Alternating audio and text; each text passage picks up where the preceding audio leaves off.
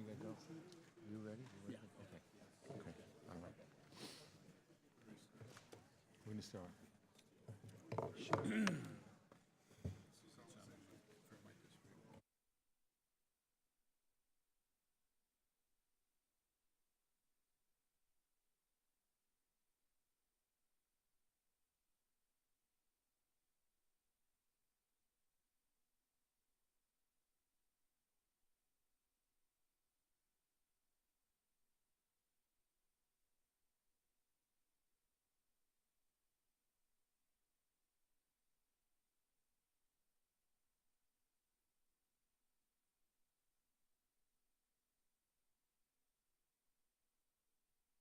Okay.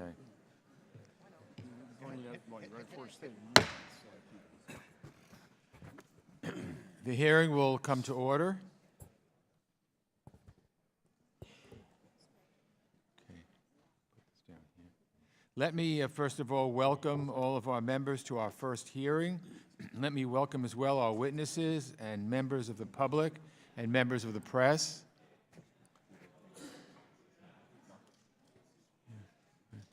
We're here this morning to examine U.S. policy in the Arabian Peninsula. Before I get to my views and recognize our ranking member, a bit of housekeeping. Without objection, all members may have 5 days to submit statements, questions, extraneous materials for the record, subject to the length limitation in the rules. One of my goals as chairman of this committee will be to underscore the importance of American values as part of our foreign policy. When we're at our best, we put democracy, human rights, and the rule of order at the center of our conduct all over the world. It's the right thing to do. It's a reflection of our country's character, its compassion, its generosity. It also makes it easier to advance our interests and our security. It's with this idea in mind that I focused our first hearing on our policy in the Arabian Peninsula.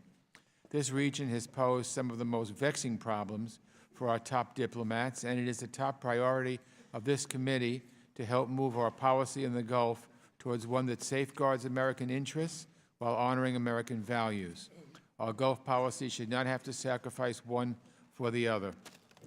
Since the start of the current Yemen conflict in 2015, more than 10,000 people have died in airstrikes, 85,000 children have died of malnutrition, 14 million Yemenites are on the brink of famine, and more than 1 million suffer from cholera. The UN calls this the world's worst humanitarian crisis, and there's no shortage of bad news. In just the last week, it was confirmed that silos holding 1/4 of Yemen's wheat stocks had been destroyed. And 8 more civilians were killed when a bomb struck a center for internally displaced people. Yemen was already in crisis before the conflict began, but the war has made things far worse. I want to be clear. Saudi Arabia and its partners have very real and urgent security challenges. The Houthis in Yemen receive support from Iran. The Houthis are launching missiles into Saudi territory, threatening Saudi civilians as well as American personnel. In 2016, they launched cruise missiles at a U.S. Navy ship in the Red Sea. And our country's strategic partnership with Saudi Arabia, despite some bumps in the road, have been a valuable one. Saudi Arabia plays an important role as a counterbalance to Iran in the region. But neither the threats facing the Saudis nor America's partnerships with the kingdom mean that the Saudis should have a blank check. We cannot look the other way when it comes to the recklessness with which the Saudi-led coalition has conducted its operations. In Yemen, I'm not just talking about one tragic screw-up, though that would be bad enough. The coalition's operations have been characterized by strike after strike after strike that has resulted in unnecessary civilian casualties. A school bus full of children, a wedding, a funeral, and these mistakes have been compounded by a lack of real accountability. At the same time, both the coalition and the Houthi authorities have prevented humanitarian assistance from getting to where it's needed most. So we need to stay focused on ending the suffering in Yemen and advancing a political solution. In the long term, I am hopeful about the UN peace process led by Special Envoy Martin Griffiths and where these negotiations can lead. The war in Yemen poses significant challenges, but we cannot view the issues in the Arabian Peninsula solely through that lens. Our relationship with the Saudis is very different now than it was even 6 months ago. The heinous murder of journalist Jamal Khashoggi shocked the world, and the administration seemed content to sweep it under the rug and move on. That's not acceptable to me. In addition, new reporting suggests that the weapons the United States and the Saudis sold the Emiratis are now ending up in the hands of al-Qaeda terrorists, Houthi rebels, and Iranian intelligence officials as well. And of course, the ongoing imprisonment of women activists, including Lujain al-Hathlul and Hatun al-Fassi, and other human rights abuses cannot be ignored. So it can no longer be business as usual. We need to see a real change in Saudi behavior. We need to push for accountability. And we need to understand what has driven our own administration's policy in this part of the world. I want to assure everyone listening today that today's hearing and markup presents the beginning of this committee's focus on these issues. We will not sweep these questions under the rug, and we will push for changes that are absolutely necessary to get the U.S.-Saudi relationship back on track. I'm interested to hear from our witnesses about how to grapple with these challenges, but first I'd like to recognize our ranking member, Mr. Mccaul of Texas, for any opening remarks he might have. I'd like to thank my good friend, Mr. Engel, for calling this important hearing. The United States has key national security interest in the Arabian Peninsula, which is why we spent decades cultivating close partnerships with the Gulf Cooperation Council countries. We've had a long history of working together to advance our shared strategic interests. Even so, each of these partnerships has its own nuances and complexities. We've often encouraged these partners to make improvements on areas such as human rights and religious freedom, such as through our annual State Department reports. We've also had long-standing concerns about terror financing and other support for terror emanating from the Gulf. We are grateful for the progress that has been made in recent years, although there's still much work to be done. And like many, I was heartened to hear about the reforms on the horizon in Saudi Arabia, such as lifting the ban on women driving. In the context of this hope for the kingdom's future, I was both appalled and deeply saddened by the news of Jamal Khashoggi's murder. Jamal's murder was a major setback in our relationship with Saudi Arabia, a gruesome and disturbing crime that sadly showed how much further the Saudis need to go. Nothing like this crime can happen again, and everybody responsible must be held accountable. This fall, we heard distressing reports that women's rights activists have been not only imprisoned but tortured. We need to see serious changes in the Saudis' behavior with respect to dissidents and expatriates to regain our trust. The lessons of this terrible event needs to be that intimidation and violence by any government against peaceful dissent will be met with strong disapproval by responsible nations. All of our witnesses have distinguished records of U.S. government service working on Middle Eastern issues.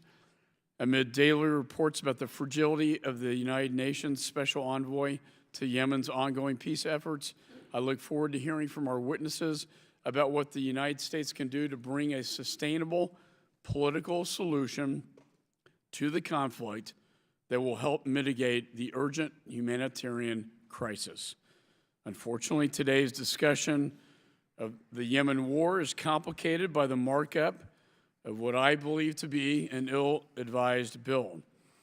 I will say more later, but I am alarmed that we are abusing a privileged war powers procedure to address questions where U.S. forces are not involved in combat. Not only does it fail to meaningfully address the security cooperation issues we face in the region, it also creates a dangerous precedent that could disrupt U.S. security cooperation with partners all around the world. With that said, the number of civilian deaths during this conflict is deeply concerning. Improvements in humanitarian access are critical to preventing the crisis from worsening. Every effort must be taken to eliminate civilian casualties from airstrikes.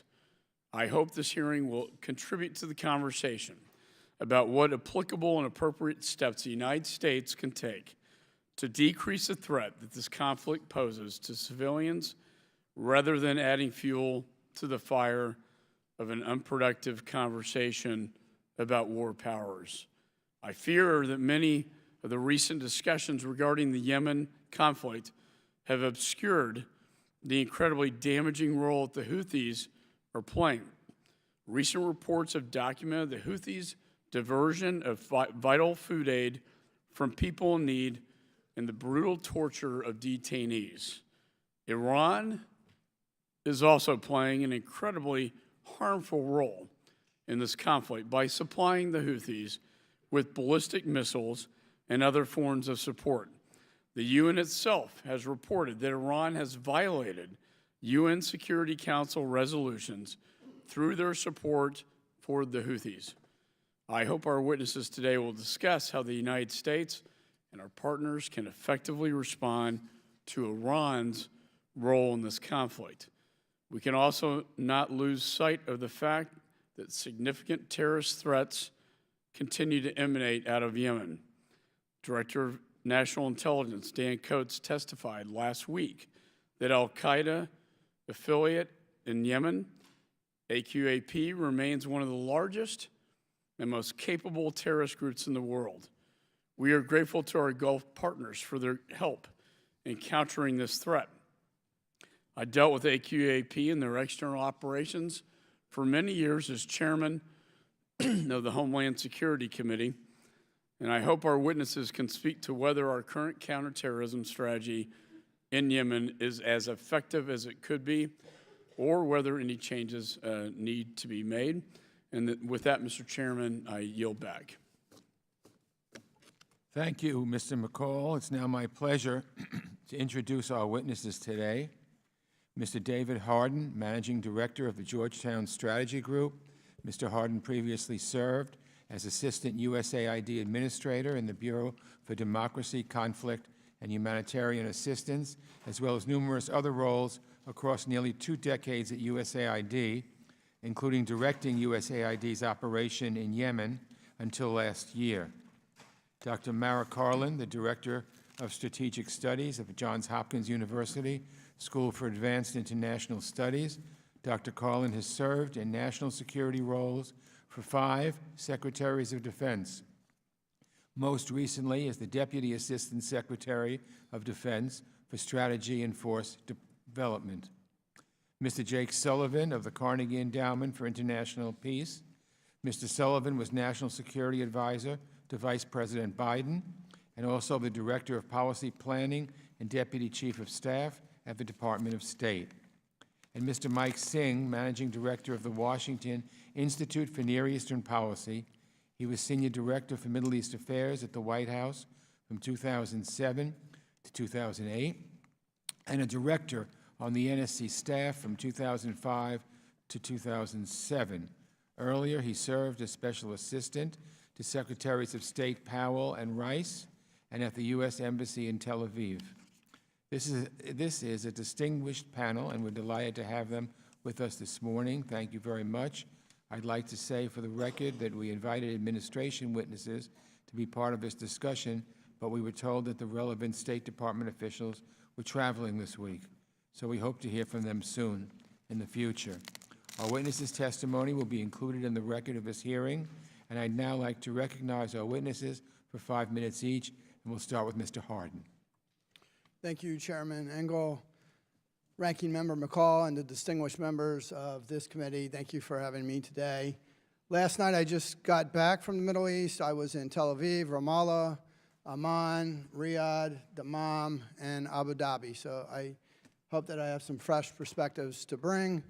My perspective is typically very much focused on the economics and the humanitarian angles. I will begin with Yemen, but I want to take a moment to also look at the broader issues that the Arabian Peninsula will face in the coming decade, and then I offer one big idea for this committee.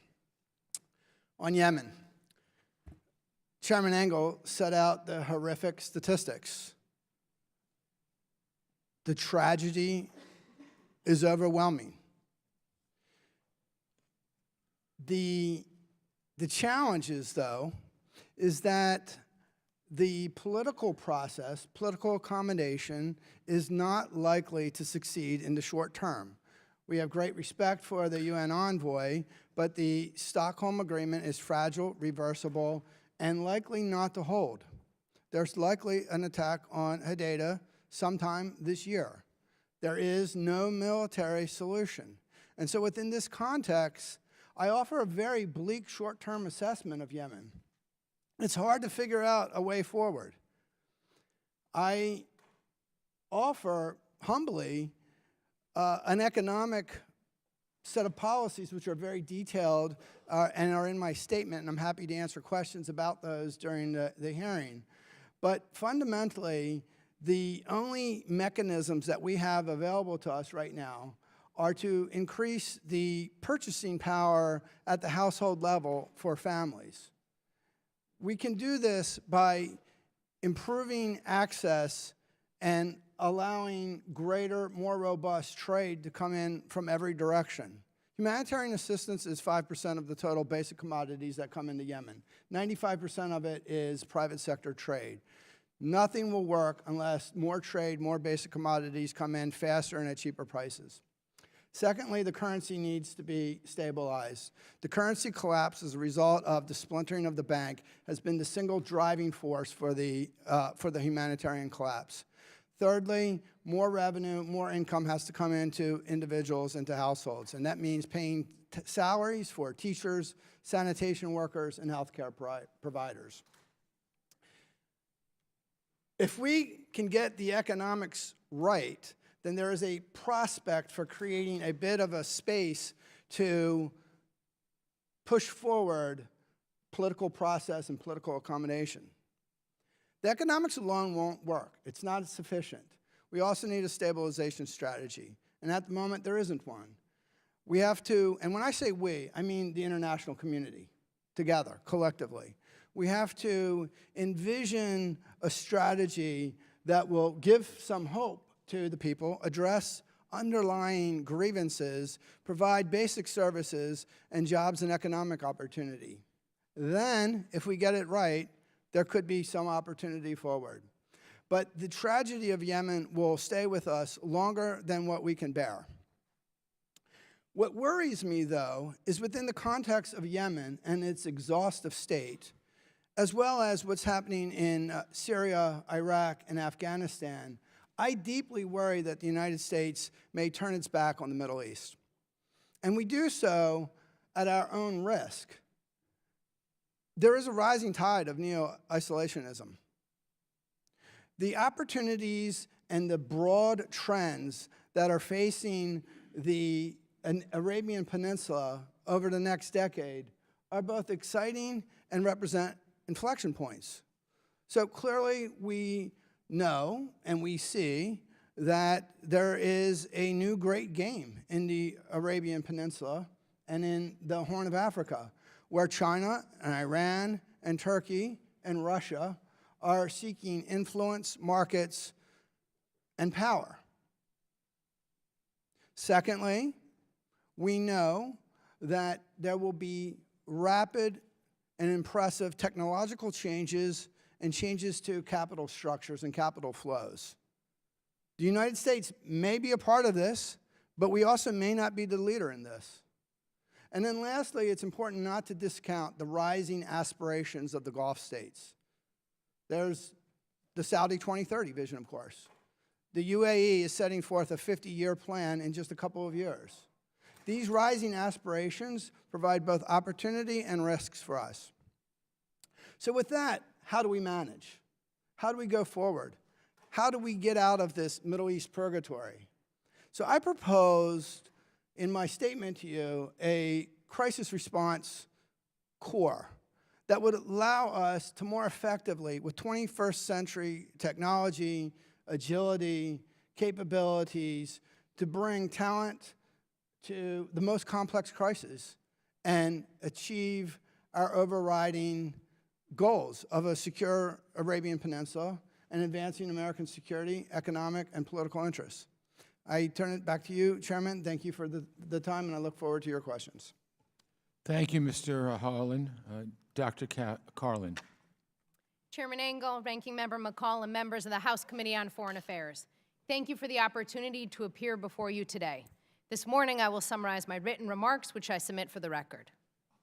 Having examined the Middle East as a national security policymaker and as a scholar for nearly 2 decades, I can confidently say this is a critical time to assess it. Regional challenges are growing thornier, and the opportunity costs of U.S. involvement are deepening. While we cannot fully extricate from this region, we must recognize it is less of a priority than it once was, particularly in contrast to Asia and Europe, which must command more of our attention. As U.S. policy currently stands, the United States exists in a kind of purgatory. We are too distracted by regional crises to pivot to other global priorities, but we're not invested enough to move the region in a better direction.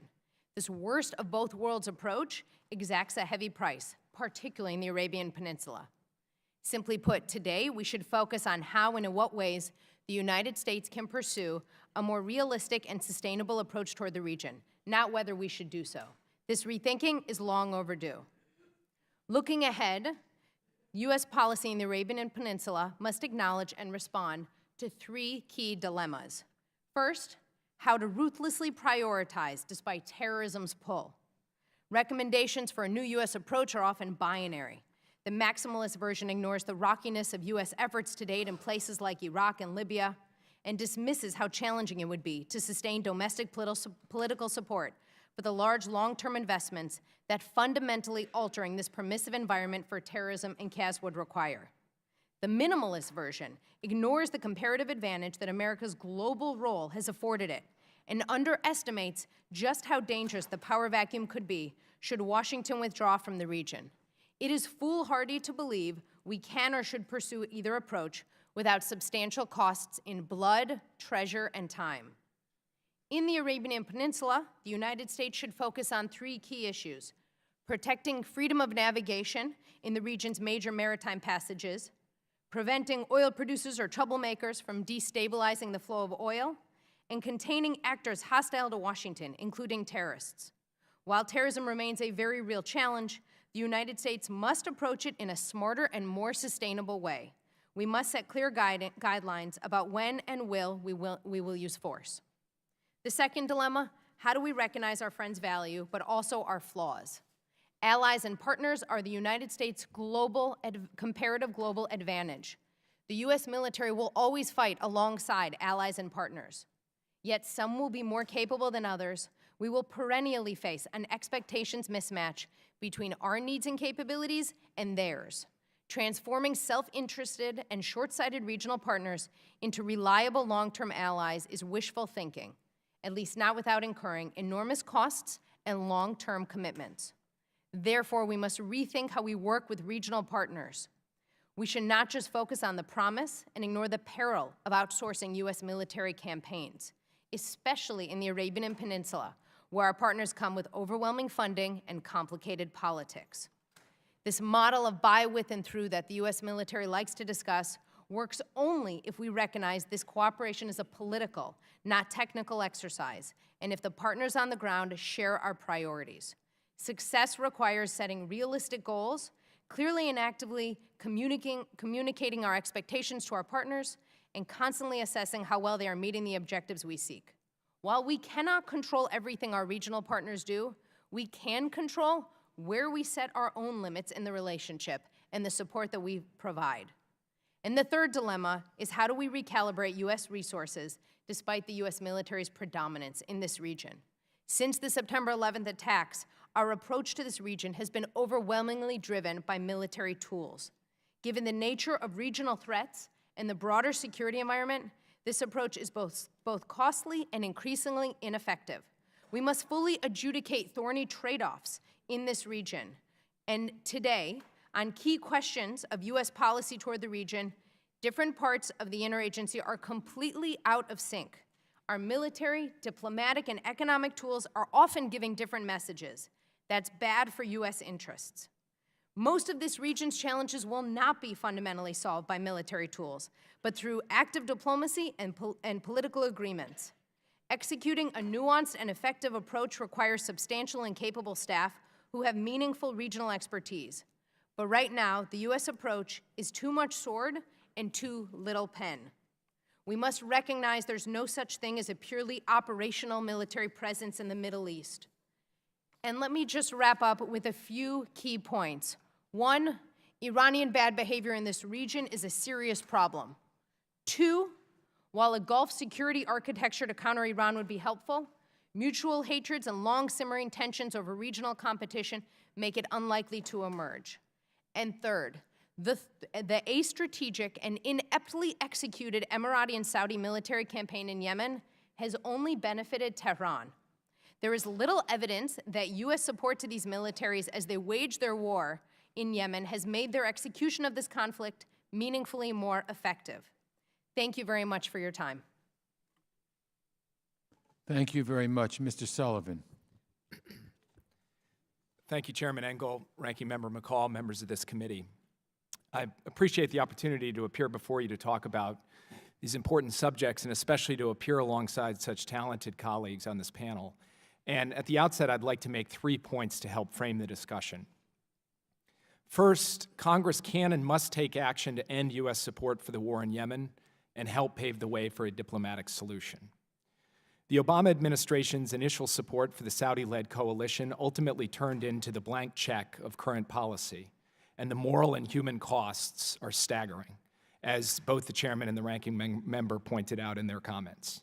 U.S. assistance and U.S. policy today is contributing to the continuation of what is now the world's worst humanitarian crisis. Now, to be clear, the Saudi-led coalition does not bear all of the responsibility for the violence and suffering in Yemen. The Houthis have chosen war over diplomacy too, and they have immense blood on their hands.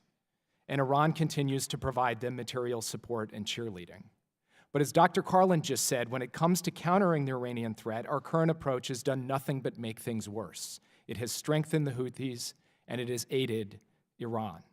It has also empowered extremist groups, including some who are now in possession of U.S. weapons and technologies. The right approach for the United States is to put pressure on the coalition to curtail its military activities, including by withdrawing U.S. military assistance, while increasing constructive efforts to reduce Iran's support for the Houthis. Recent congressional pressure has helped rein in some of the worst instincts of our partners, opening space for diplomatic negotiations that could build on the Stockholm Agreement. But Congress should not stop there. I believe the War Powers Resolution that passed the Senate last year is worthy of support, and that Congress should send that resolution to the President's desk, and I look forward to discussing that with the committee today. I also commend legislative proposals to prohibit logistical support and the sale and transfer of offensive weapons. The goal should be to end U.S. assistance for this campaign while encouraging the administration to take a more active role in diplomacy to reach a political solution to the conflict. Second, Congress should reinforce its commitment to defending the territorial integrity of regional partners in the face of persistent threats from state and non-state actors. Iran is continuing to provide assistance to the Houthis, as the ranking member said, to help them attack Red Sea shipping, as well as firing missiles at land-based targets in Saudi Arabia and the UAE. An end to offensive support for the war in Yemen should be accompanied by an increase in tailored defensive support for our partners to counter these threats. This could include increased maritime patrols on the Saudi Red Sea coast and a renewed push to install more sophisticated missile defense systems in the Gulf. More broadly, Congress should hold the administration accountable for failing to produce a coherent Iran strategy that actually ties available means to realistic objectives. I hope we can discuss that more today. Third, this hearing should mark the start of a serious bipartisan strategic review of the U.S.-Saudi relationship.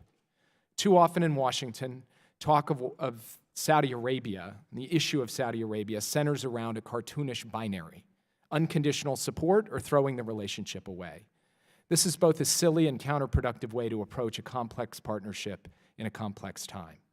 If any good can come in the aftermath of the shocking murder of Jamal Khashoggi, it should be a serious conversation about how we establish a sustainable relationship between our two countries that advances shared interests while accounting for, rather than ignoring or wishing away, actions that undermine those interests and run contrary to our values.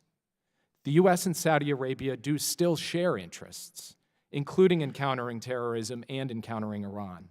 But for the U.S., that cannot mean blind deference to the judgment of regional partners. That approach has only empowered the leaders in Tehran while undermining American values. There is a better way.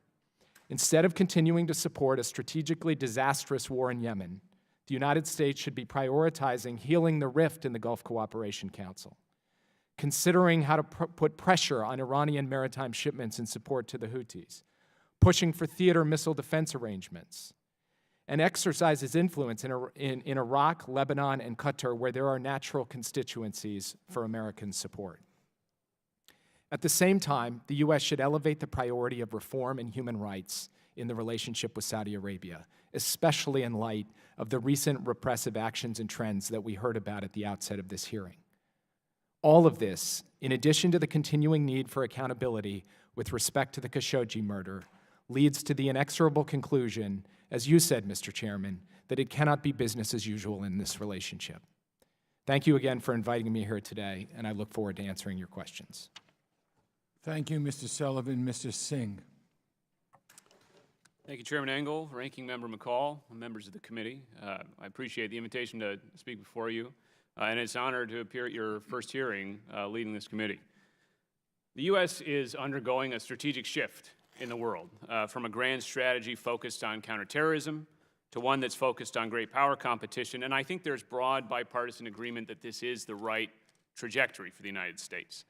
What's less clear, though, I think, is what this implies, what this means for America's strategy in the Middle East.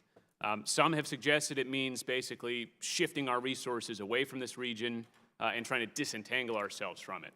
I think there's two big problems, though, with this concept, with this idea. One is that we still have very important interests in this region. Counterterrorism is one of them, non-proliferation is another, and the list goes on.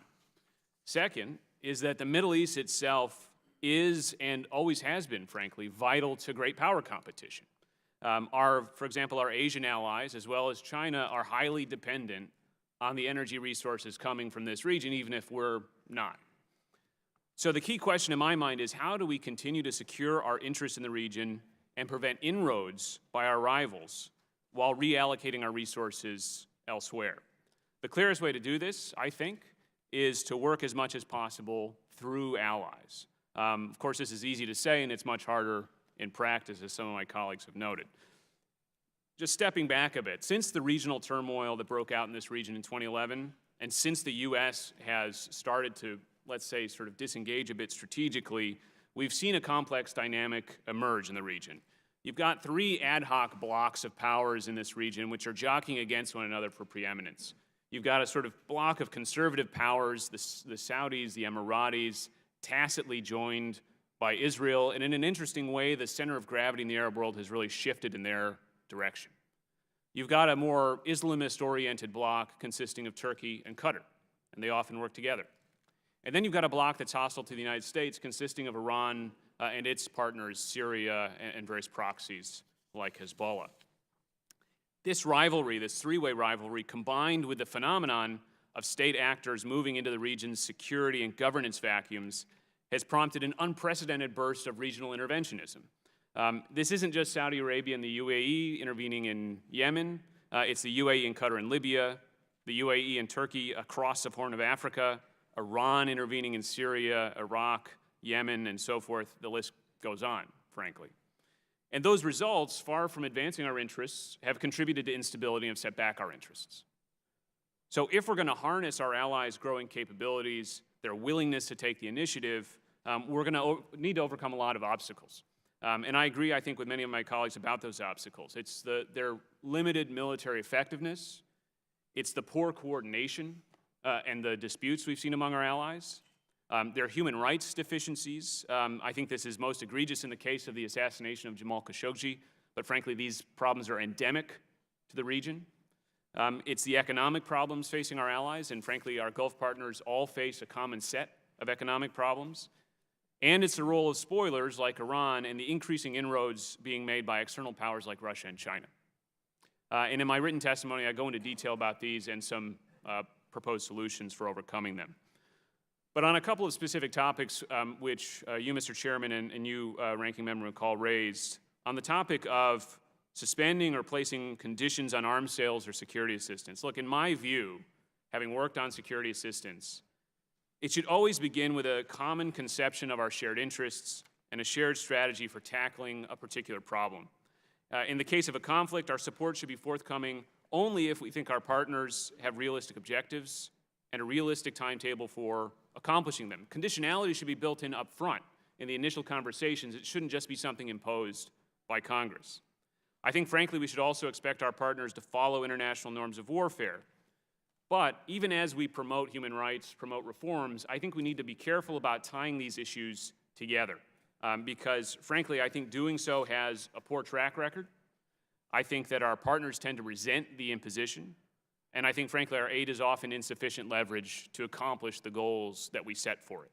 I think it's better to avoid that temptation of tying everything together, but I think we need to accept that we'll work on those issues separately. Some will see faster progress, some will see slower progress. In Yemen, I think we need to bear in mind two big picture points in Yemen. First, this is not primarily a Saudi-Iranian conflict in Yemen. It has its roots in the disintegration of the Saleh regime in 2011 and the ousting of the legitimate transitional government by the Houthis. Second, withdrawing our military support is not going to end the war or ease the problems that Yemen is experiencing. There are multiple conflicts in Yemen. The Houthis against the coalition, there's a north-south conflict, there's the conflict with AQAP and ISIS, and so forth, and all of those will go on if we withdraw. So rather than walking away from our partners, I think it's important that we work with them to craft a strategy for the next phase of this war, which I think we and they believe should primarily be a political phase of the conflict. This means, I think, first and foremost, supporting the UN-led mediation, hopefully building on it, and I think if those talks falter, as they may, it means narrowing the scope of the conflict to what really matters most, and that's improving humanitarian access, countering Iranian proliferation, and deterring missile and rocket attacks. A third point, we need to reinvigorate our diplomacy in the region. In too many Gulf states, especially Saudi Arabia, you have too many issues in the hands of too few officials, and that creates a fragility in the relationship, I think. We need to use our influence not just to shape the Saudis' behavior, but to expand the number of points of contact, especially at the working level. But encouraging our partners, frankly, to delegate, I think, means practicing this discipline ourselves. And so we need to get officials into place in Saudi Arabia and in Middle East policymaking positions at state and DOD. And just a final point, even as we seek to work through allies, which I think we'll do more and more in this region and maybe others, we can't forget that U.S. leadership remains indispensable in this region. There are certain things that we can do that our allies can't. For example, building international coalitions to counter ISIS or to counter Iran's problematic behavior. We bring unique capabilities to the table, especially when it comes to countering some emerging threats like cyber threats, maritime threats, and missile threats. And to me, our forward deployed presence is an essential stabilizing factor in the region. I'm a little bit concerned about the talk that we hear now about bringing the troops home. Because a lot of our deployments in the region are sustainable, they're low cost, and frankly, if we depart, especially with Russia and China coming in, especially with A2AD technology spreading, getting back in, I think, will be much more difficult. Thank you very much. Thank you very much, Mr. Singh. I now recognize myself for 5 minutes for some questions. Earlier this week, CNN reported that Saudi Arabia and the UAE have transferred U.S. weapons to al-Qaeda-linked extremist groups fighting in Yemen. The report also said that American weapons are being used by the Houthi rebels, which means they have probably also been in the hands of the Iranians. These reports are very troubling, and the Trump administration must investigate further and work to prevent this from happening again. In light of these allegations, should Congress pursue greater restrictions on offensive weapons to the Saudi coalition? What benchmarks should they be required to meet before sales and transfers can continue? Let me start with you, Mr. Sullivan. Thank you, Mr. Chairman. I was equally troubled by these reports, which indicate that sophisticated American weaponry is now finding its way into the hands of al-Qaeda-linked extremists, as well as the point you made, which is that Iranian intelligence operatives now have the chance to take some of this weaponry and material, pull it apart, and learn quite a bit about their adversary, the United States' capabilities and capacities. And this underscores the risk of continuing to provide offensive military capabilities to a coalition that is using them in disregard of human rights and civilian casualties, but is also using them in disregard of effective military action, including cutting all kinds of deals with al-Qaeda-linked extremists throughout the country, some to get them to fight with the coalition, some to pay them off to just go back into the countryside with all of these weapons and the money to boot to only build up more strength to potentially threaten the United States and its partners. And so my bottom line view in answer to your question, Mr. Chairman, is that the time has come for the United States to cease providing offensive weapons for purposes of use in Yemen altogether. Thank you, Mr. Sullivan. Mr. Hardin, let me ask you this. In a post-conflict scenario, which is hard to imagine at this point, what should be the responsibility of the Saudi coalition in rebuilding critical infrastructure in Yemen? What message should the United States be sending to ensure that that planning starts now? Well, I think for sure the Saudis need to be one of the lead donors and forces in the reconstruction of a post-conflict Yemen. I don't think it should be limited to just the Saudis. I think the UAE and the rest of the Gulf states should contribute, but overwhelmingly it should be the Saudis. One additional point I would just add is that rebuilding alone isn't enough. The trading opportunities that Yemen would have with Saudi and high-end markets are very important, and I would encourage the Saudis to look at that as a means of both helping to provide economic opportunity to Yemen and integrating it into the world economy better. Thank you. Let me ask Dr. Carlin and Mr. Singh if they care to comment on any of the questions I asked Mr. Sullivan and Mr. Hardin. I'd just like to add a little bit to that first question on the possible movement of U.S. materiel to unsavory actors. The U.S. military has an extremely rigorous end-use monitoring system. So whenever material is given to our partners and allies around the world, it is incumbent on them to keep a close eye on where it is. And U.S. embassy officials regularly will go and check to confirm that material is where it is supposed to be. This is probably among the most worrisome things I've heard in our cooperation with these militaries, and that's a pretty high bar, given some of the things we've been discussing so far. Of all things that would make me consider an immediate halting of our cooperation, this is actually on the top of the list. If we can't trust that the sophisticated material we give our partners and allies sticks with them, then I think we actually need to rethink the entire relationship. If I were in your position, I would call on a serious investigation by the Pentagon of what happened here and what went wrong and who will be held responsible, both on the U.S. government side and with our partners. Thank you, Mr. Singh.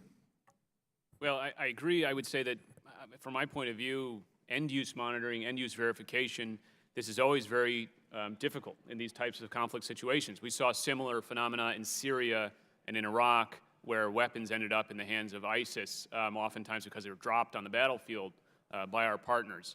I do think that the right response is not to say, well, let's cut off all assistance as a result. I think the right response is to look more carefully into these reports, find out what's happening, why it's happening, and so forth, and then act appropriately. Work with our partners, if necessary, to improve end-use verification. Thank you. I'd now like to recognize the ranking member for 5 minutes.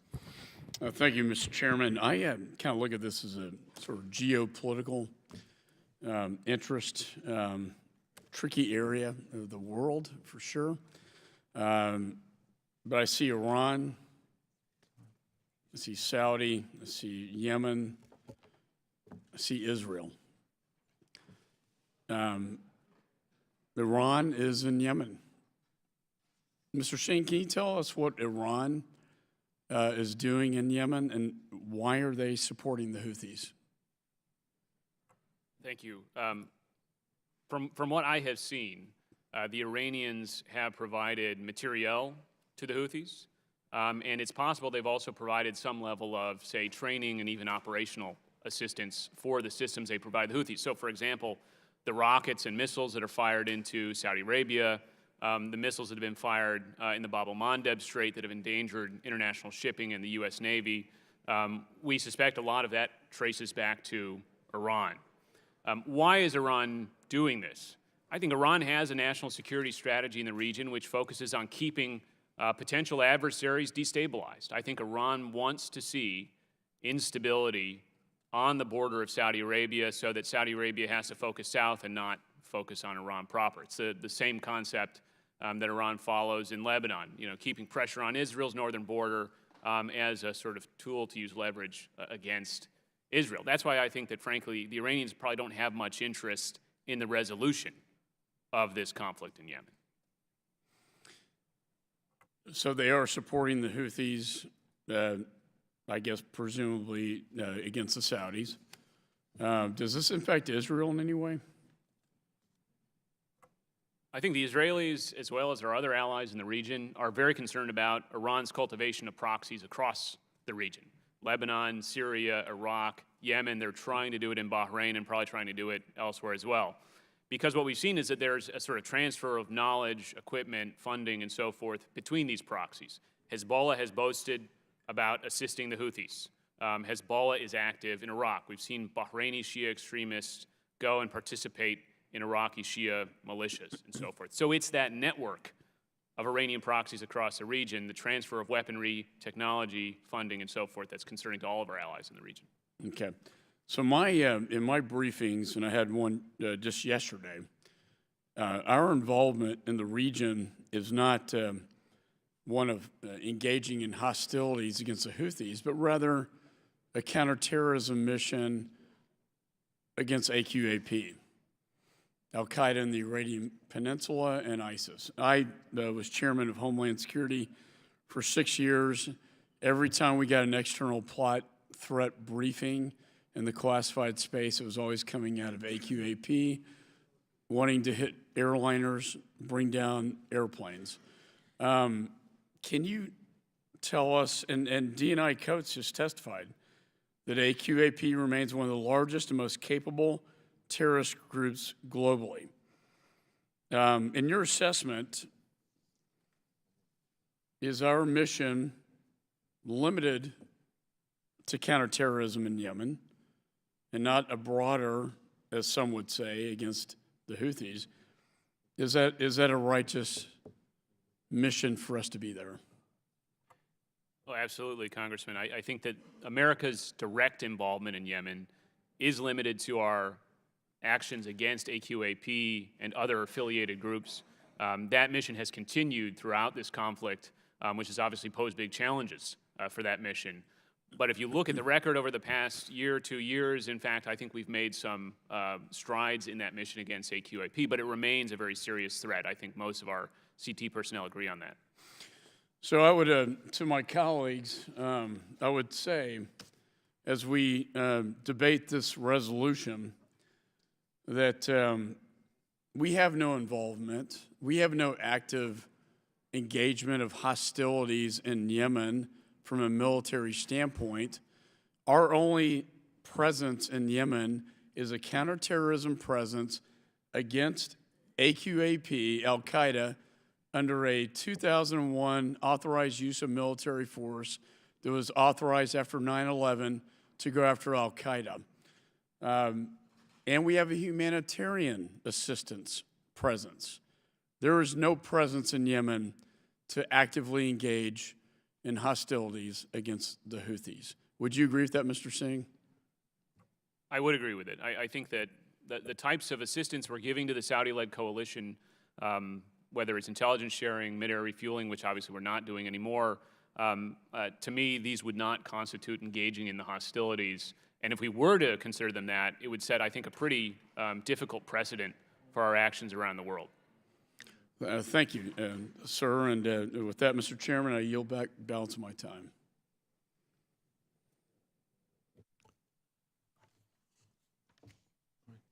Thank you, Mr. Sherman. I'm going to ask him to take the chair for a few minutes.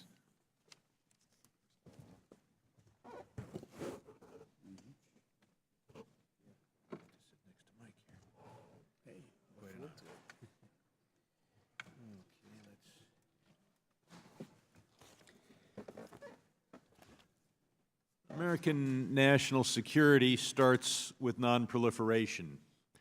The new Crown Prince MBS has said that he wants a nuclear program for Saudi Arabia and has hinted that the reason is so that he can have the same or better nuclear capacity than Iran when it comes to weapons. The least expensive way to generate electricity most of the time is to burn natural gas when the natural gas is very cheap. There's a lot of natural gas on the Arabian Peninsula where it's inexpensive, or you can go through the highly expensive cost of liquefying it and exporting it. So the question here is the Saudi nuclear program being created because it's some efficient way to generate electricity, or is it being created for the purpose of giving Saudi Arabia an opportunity to learn the nuclear technology and develop the systems necessary so that they could choose to move forward with a nuclear weapon? Does anybody have a response?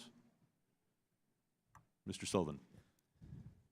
Congressman, it is a matter of U.S. national security that we work against nuclear proliferation across the Middle East, starting with blocking Iran's attempts to seek a nuclear weapon, but very much focused on working with our partners in the Gulf to choose alternatives to trying to develop an indigenous enrichment capacity. We have signed a 1-2-3 agreement with the UAE, for example, in which the supply of nuclear technology comes from the outside, so there's no proliferation risk. Thank you. I'd point out that Saudi Arabia is resisting signing the same kind of protection and limitation agreement that UAE signed, and that they are the only reason for them not to agree to standards designed to prevent them from having a nuclear weapon.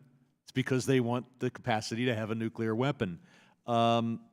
We may differ on what our policy should be in Yemen, but at a minimum, I don't see how we can cooperate with Saudi Arabia on Yemen or many other things until they agree not to develop nuclear weapons, and that any nuclear program they have would be subject to the same gold standard that Mr. Sullivan provides. The Washington Post cited satellite imagery indicating that Saudi Arabia has secretly built a ballistic missile production factory. Do any of you have any information as to which country is helping them build that factory? I'm not sure any of you would. I'll move on to the next question.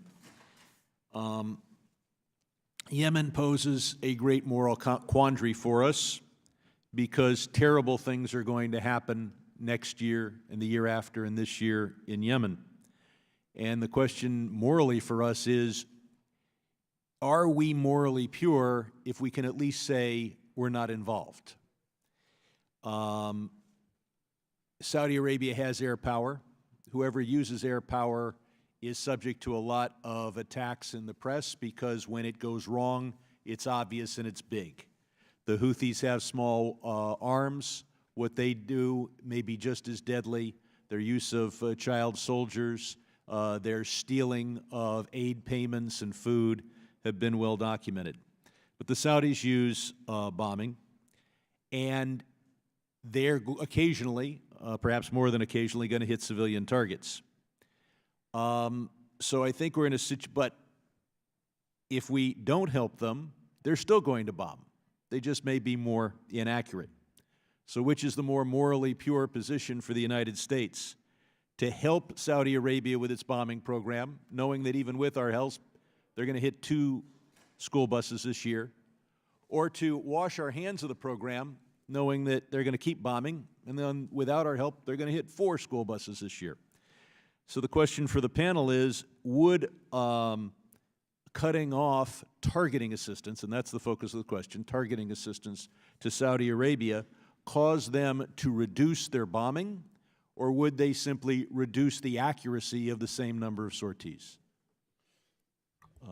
So, Mr. Harden. I mean, I think the United States needs to remain engaged in Yemen, and it's hard to disaggregate between the military component of it and the humanitarian. I'm just focusing No, I on, understand I've got that. very limited time. Right. So, if we're not involved, we're not going to have influence, and we're not going to be able to affect the outcome in a way that would be constructive for the Yemeni people. Does anybody have a very quick answer? Would the Saudis reduce their bombing or just reduce the accuracy? Where's the evidence that the U.S. support for targeting assistance over the last few years has meaningfully helped the situation? We can't count the buses that haven't been hit, and we don't know.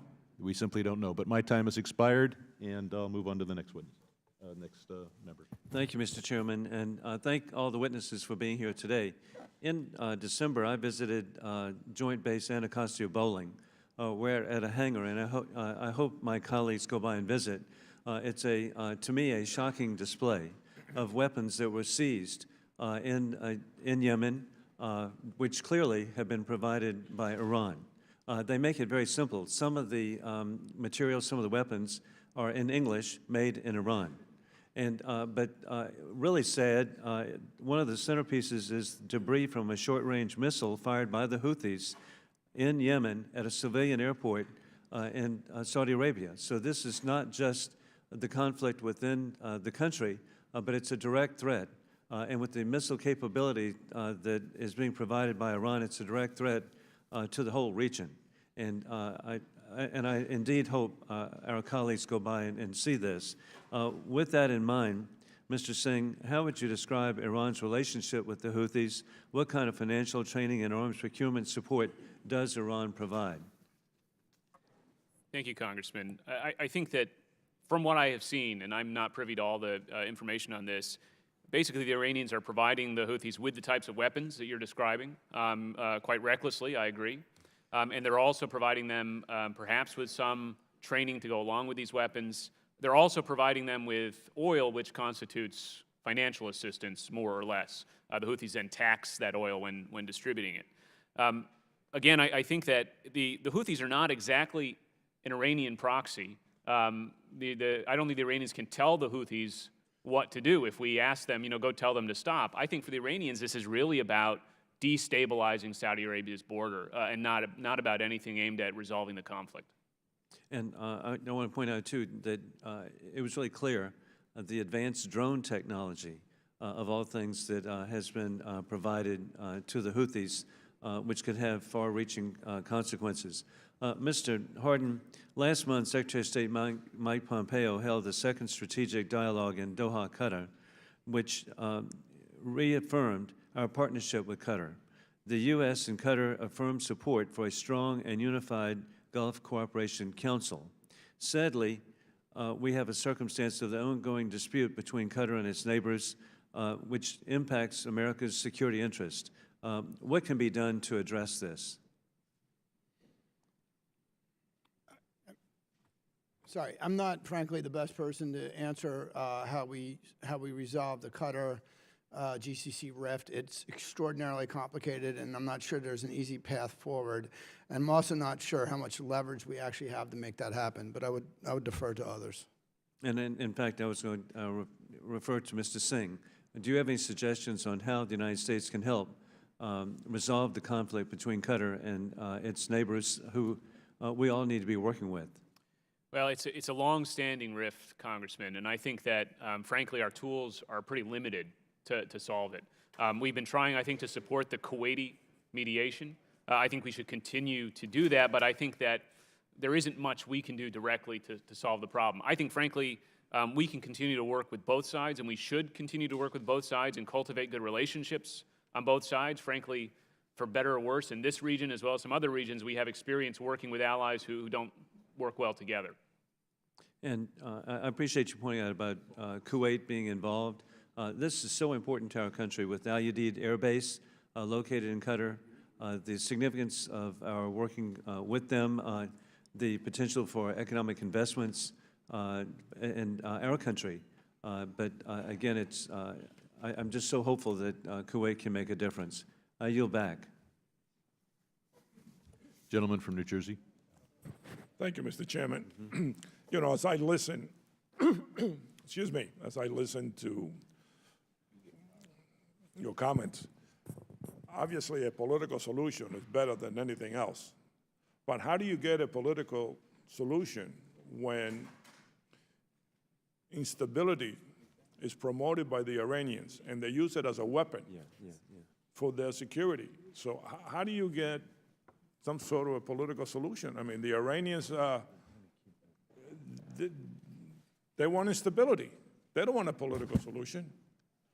And if you don't have Iranian on the table,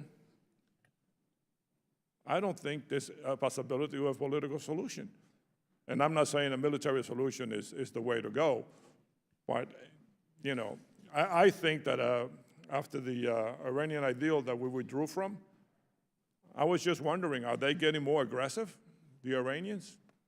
So, Just in terms of political negotiations and solutions, this is a multi-dimensional, multi-actor war. By my count, there's at least 5 overlapping, interlocking wars. And so a political accommodation would have to resolve all of that. To the extent that the Yemeni people themselves can take the lead in resolving that, that would be the most useful. So civil wars that are externally funded and financed don't extinguish themselves easily at all. The evidence is very clear about that. So I'm not hopeful that we can get to a political accommodation anytime reasonably soon. Even if Martin Griffiths was able to reach an accommodation, that's only one element of it. That's the Saudi-led coalition against the Houthis for all intents and purposes. There's 4 other wars that are going on. That's not a part of the negotiation. Just in terms of the Iranian Houthi element about this, I'd just like to kind of re-emphasize one point that Michael Singh made, and that is it costs the Iranians almost nothing to destabilize Saudi Arabia. It's a very easy way to continue to poke them and to unsettle them. And I did say in my statement for the record there was 216 Iranian ballistic missiles that have been fired into Saudi space.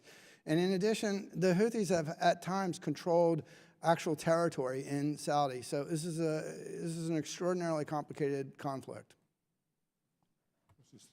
Just a couple points to add to underscore what Mr. Hardin was saying before.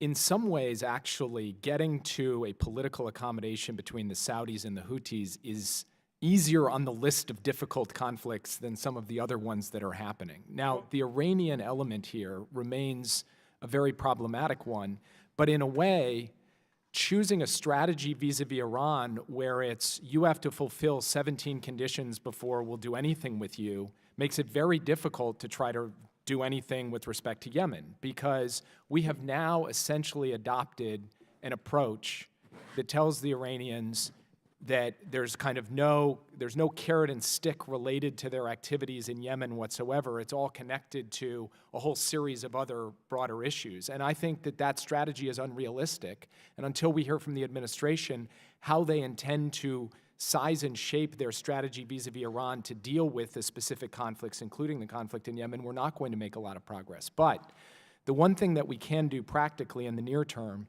is work with our partners on disrupting and interdicting Iranian shipments, both by land and by sea, to the Houthis. And I think the United States should, and this should be there should be bipartisan support in Congress to press the administration to develop a strategy to do that. Mr. Singh?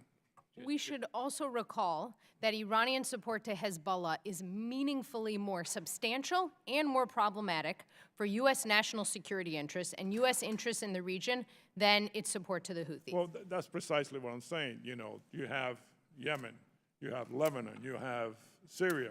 They were all playing the instability game there. So how do you come to a solution to this? So I'm sorry. Go Oh, ahead, Maura. let me just quickly add. Yes, they are, and it's pretty easy for them to do so, and it's pretty cheap, particularly in the case of the Houthis.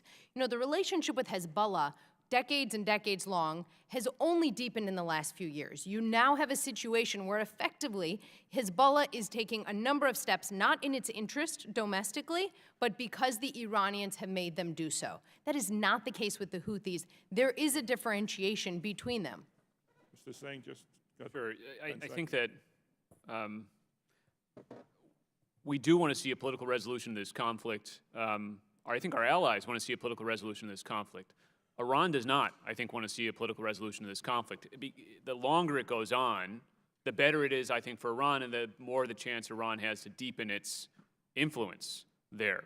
By the way, I'll also add that I think that for Iran, it would be a major strategic victory if their actions in this conflict led us to sunder our relationship with our traditional allies of 70-plus years in the region. And so we need to be very careful about doing so. I think that in Yemen, obviously, trying to drive the conflict to a resolution, a political resolution, which the Houthis have resisted, is important. I think across the region, denying Iran new opportunities to meddle is very important as well. And I think you do that really in two big ways. One is by strengthening our allies, and the other is by ensuring my time that— is up. I don't want to keep taking other people's time. Just to finish this thought very briefly, to ensure that these marginalized populations around the region really are embraced by their governments and not marginalized. Thank you.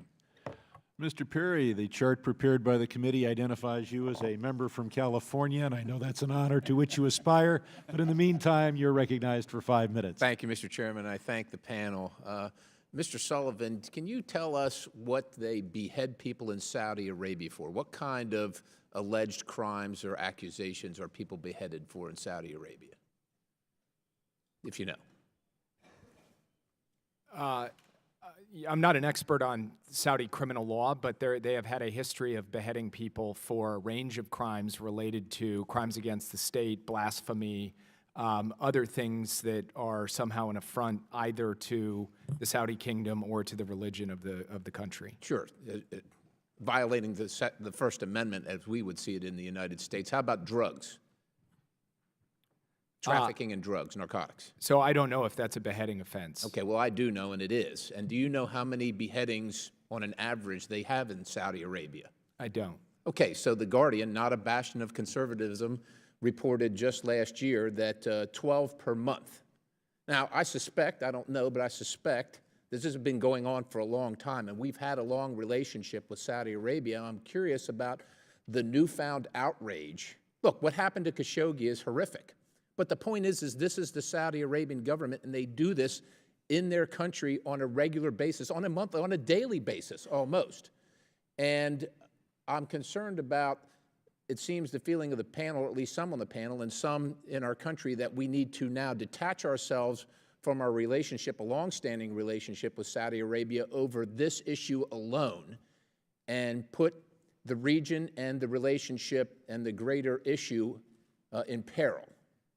That concerns me and that confuses me, and I find that intriguing that suddenly this is an issue after all this time. Now, you have said that we should abandon the current policy, and essentially I think what you said is do something more constructive regarding our posture vis-a-vis Iran.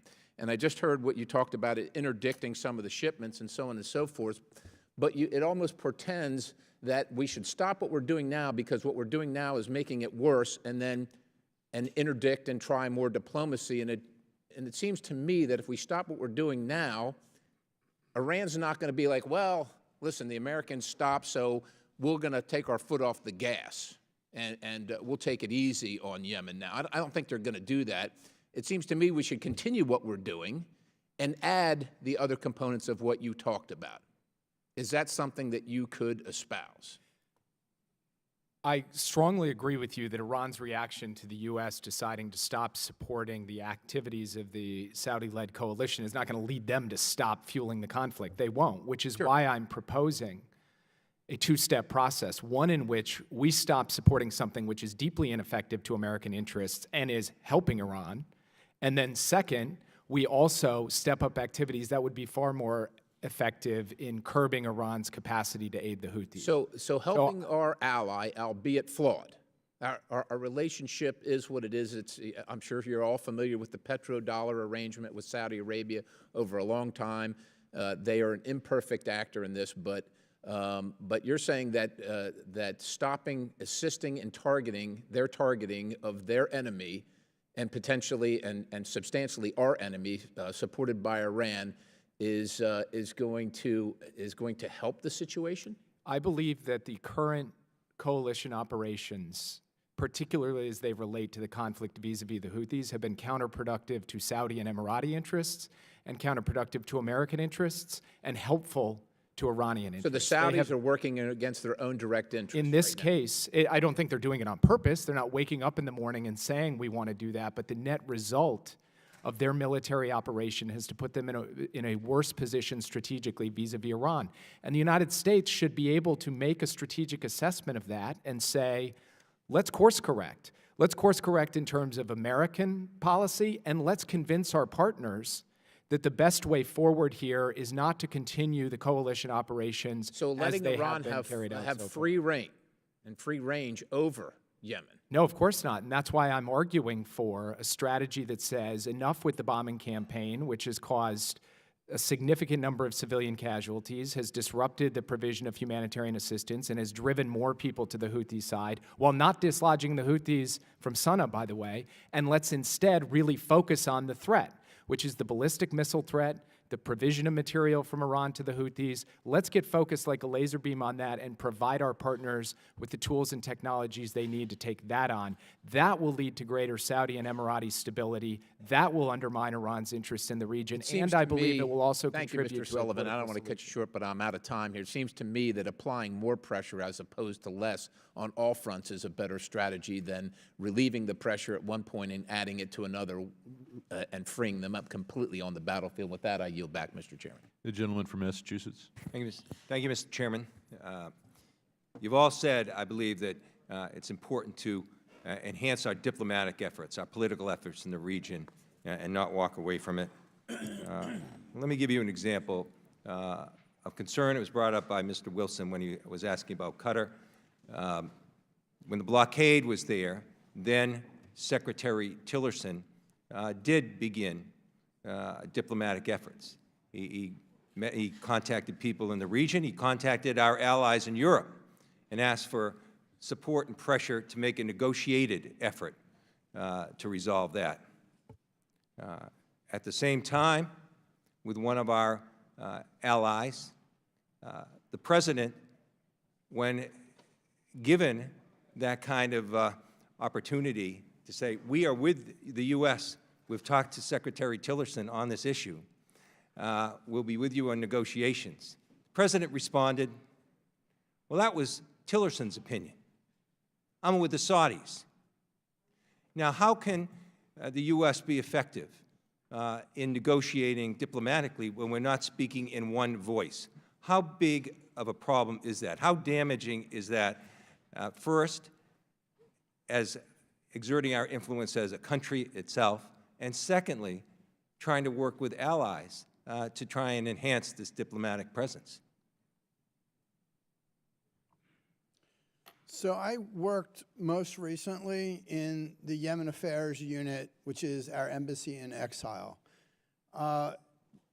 Yemen and Saudi Arabia, it's not the first time that the administration or any administration speaks with mixed messages and conflicting Yes, if I could interrupt. This was our Secretary of State and the President of the United States. But you're asking a very specific question, and that is, what is it that we can do? And frankly, this is an extraordinarily complicated war. The humanitarian crisis is the worst in the world. We don't actually have enough people on the ground at the Yemen Affairs Unit to even begin to do any of the analysis that's underlying this and to work through some of the challenges. I mean, we can't be a great power if we don't have people in place. I mean, that's a simple answer to your larger question. What about the importance? My time is limited, I'm sorry. What about our importance of our allies and trying to really bring them together as a coalition, particularly our European allies, and particularly in light of the JCPOA, with what's happening, that could cause a great division with our European allies in that region?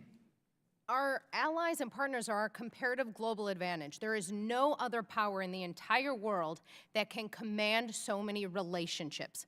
When something goes wrong, various countries look to Washington to help figure out what to do. That's good, and I'd rather it be us than Moscow or Beijing.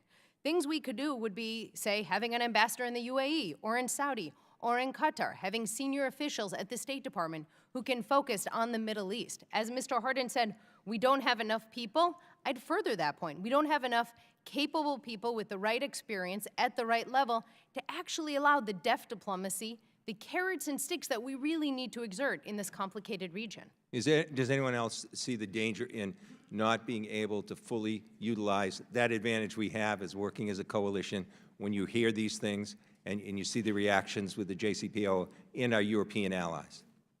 You know, one of the things that really concerned me about the U.S. approach to the JCPOA is that in pulling out, we put ourselves at odds with all of the rest of our partners in NATO. And the Europeans don't have as heavy either a diplomatic influence or a military presence in the Middle East as we do, not by a long shot. But being able to speak with one voice with our European allies and partners, particularly when it comes to applying pressure to Iran, was a useful tool that we previously had that we have now put back on the shelf to a significant extent. We're trying to coerce the Europeans, but they are dragging their feet, and as a result, our capacity to influence Iranian behavior, I believe, is less than it was when we had global unity around that issue. Well, thank you. Just a quick question back and forth. I know it's difficult, but we talked about the actions of the Saudi Crown Prince. We've talked about what he has done to repress women who've spoken up, where he's imprisoned them, where he's, and there's reports of torture and sexual harassment even. Would you call the Crown Prince a reformer by any stretch of the imagination, yes or no? Look, Congressman, I agree with what you said, and I think we need to raise the profile of these issues in the U.S.-Saudi relationship. That said, I think when it comes to economic reform and some of those other things, you see that a lot of Saudis, especially young Saudis, do want to see the types of reforms that the Crown Prince has talked about. So there's a bit of a contradiction there. And the question is, can we support the pieces that we think would actually be good for Saudi Arabia, like diversifying its economy and allowing, expanding women's rights and reducing especially Saudi support for extremism, while trying to influence Saudi behavior on those other areas where, frankly, their policies are way out of whack with what we'd like to see them be. And Thank you. My time is up, but I do agree with your points that shouldn't just be a binary relationship, all or nothing. I yield back. Thank you. Mr. Yoho. Thank you, Mr. Chairman, and congratulations on your first hearing. For the panel, thank you for being here. And I don't need to give anybody a history lesson. You guys know it. But if I look back with our involvement in Afghanistan and Iraq, 17 going on 18 years, the trillions of dollars lost of life. I look at Russia when they fought in Afghanistan. I see what's going on in Syria, probably one of the worst, if not the worst, civil war in our history, with multiple competing factions. And then you look at Yemen with what's going on in there, and then we can go back in biblical times. It's really been conflict after conflict after conflict. I look at the Carter Doctrine that President Carter came up with, was to deal with energy, to deal with stability, and keeping the shipping lanes open there. And we talk about the humanitarian crisis in Yemen, which is terrible. And we talk about this conflict and that there's not a military solution to this, that we need to look to diplomacy. Is there a functioning government in Yemen? For the panel, is that a consensus? No, no, no, no, 4 no's? All right, if there's not a functioning government in Yemen, can you have a political solution to this? Anybody? Ms. Singh? Well, look, I think— Mr. Hardin, no, you come next then. maybe we'll say the same thing. I'm not sure. But I think the ideal outcome to this, from our point of view, and frankly from our allies' point of view, would be some kind of power-sharing arrangement between the different factions. As my colleagues mentioned, there's multiple conflicts going on. There is. But in Yemen, that's typically been how these types of conflicts end, is through some kind of political compromise and power-sharing arrangement. All right, real quickly, Mr. Hardin. So in general, the Houthi government doesn't exercise much control, credibility, or legitimacy. There are pockets within the government that do, and I'd look to the central bank governor as a good example, which, by the way, is a crucial point. And as Mr. Singh had mentioned, the Yemenis have typically resolved the conflicts themselves. In this context, however, with all the external actors that are involved, we should brace ourselves for a war that's going to go on longer than any of us can bear. It is, and it's something we just see over and over again. I mean, we look at what we did in Syria. You know, we supplied weapons to the Syrian Free Rebel fighters that wound up in the hands of the bad players. We're seeing it play out here, as the chairman brought up with the CNN report. There's got to be a better way, and then we talk about the UN has to get in there and, you know, put some influence on there. Can the UN even be effective in that area on a humanitarian crisis? If you don't have a political solution to this, and if you don't have a functioning government, you can't have a political solution. And it just seems like a catch-22. You know, you just go around and around. It doesn't mean we don't try. But there's got to be something that we can do outside of the box that we haven't done that, I mean, you guys are smart people, ma'am. All of you. You're all smart. We should be able to bring resources together in a different way that we haven't done in the past. Any suggestions other than, well, we've got to do the humanitarian and have a political solution? I mean, the humanitarian is extraordinarily expensive. It saves lives. Oh, it is. But it's also insanely expensive. And it will never end unless we get a solution. So we're just treating a symptom. I also want to just hammer home this point. We don't have enough people that are involved on this. Enough people where? We don't have enough American Foreign Service officers who are tracking Yemen in the Middle East.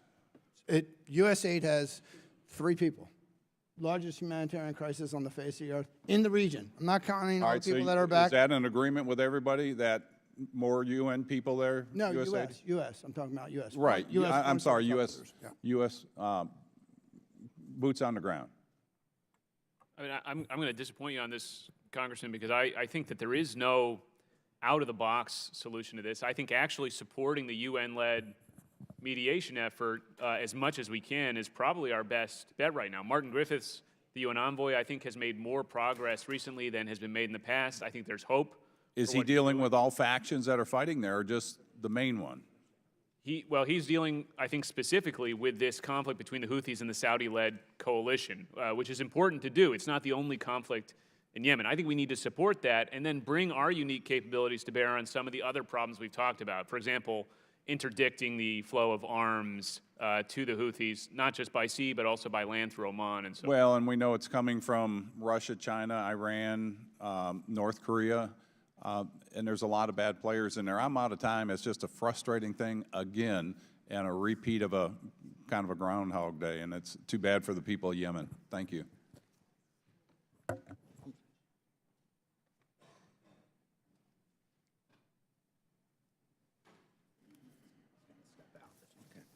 Thank you, Mr. Bera. Thank you, Mr. Chairman. I'm going to follow up on 2 questions. First off, our colleague, Mr. Wilson, raised the question of how do we solve this blockade and this challenge between the Saudis, UAE, Qatar, but more importantly, something that Mr. Keating touched on, and this may be a little bit in the weeds, but I think we have some concern, and I think this is bipartisan on both sides of the aisle, the decision-making process within the administration. And I'll use a very recent example, the decision-making process to withdraw from Syria, I think is a very big concern here.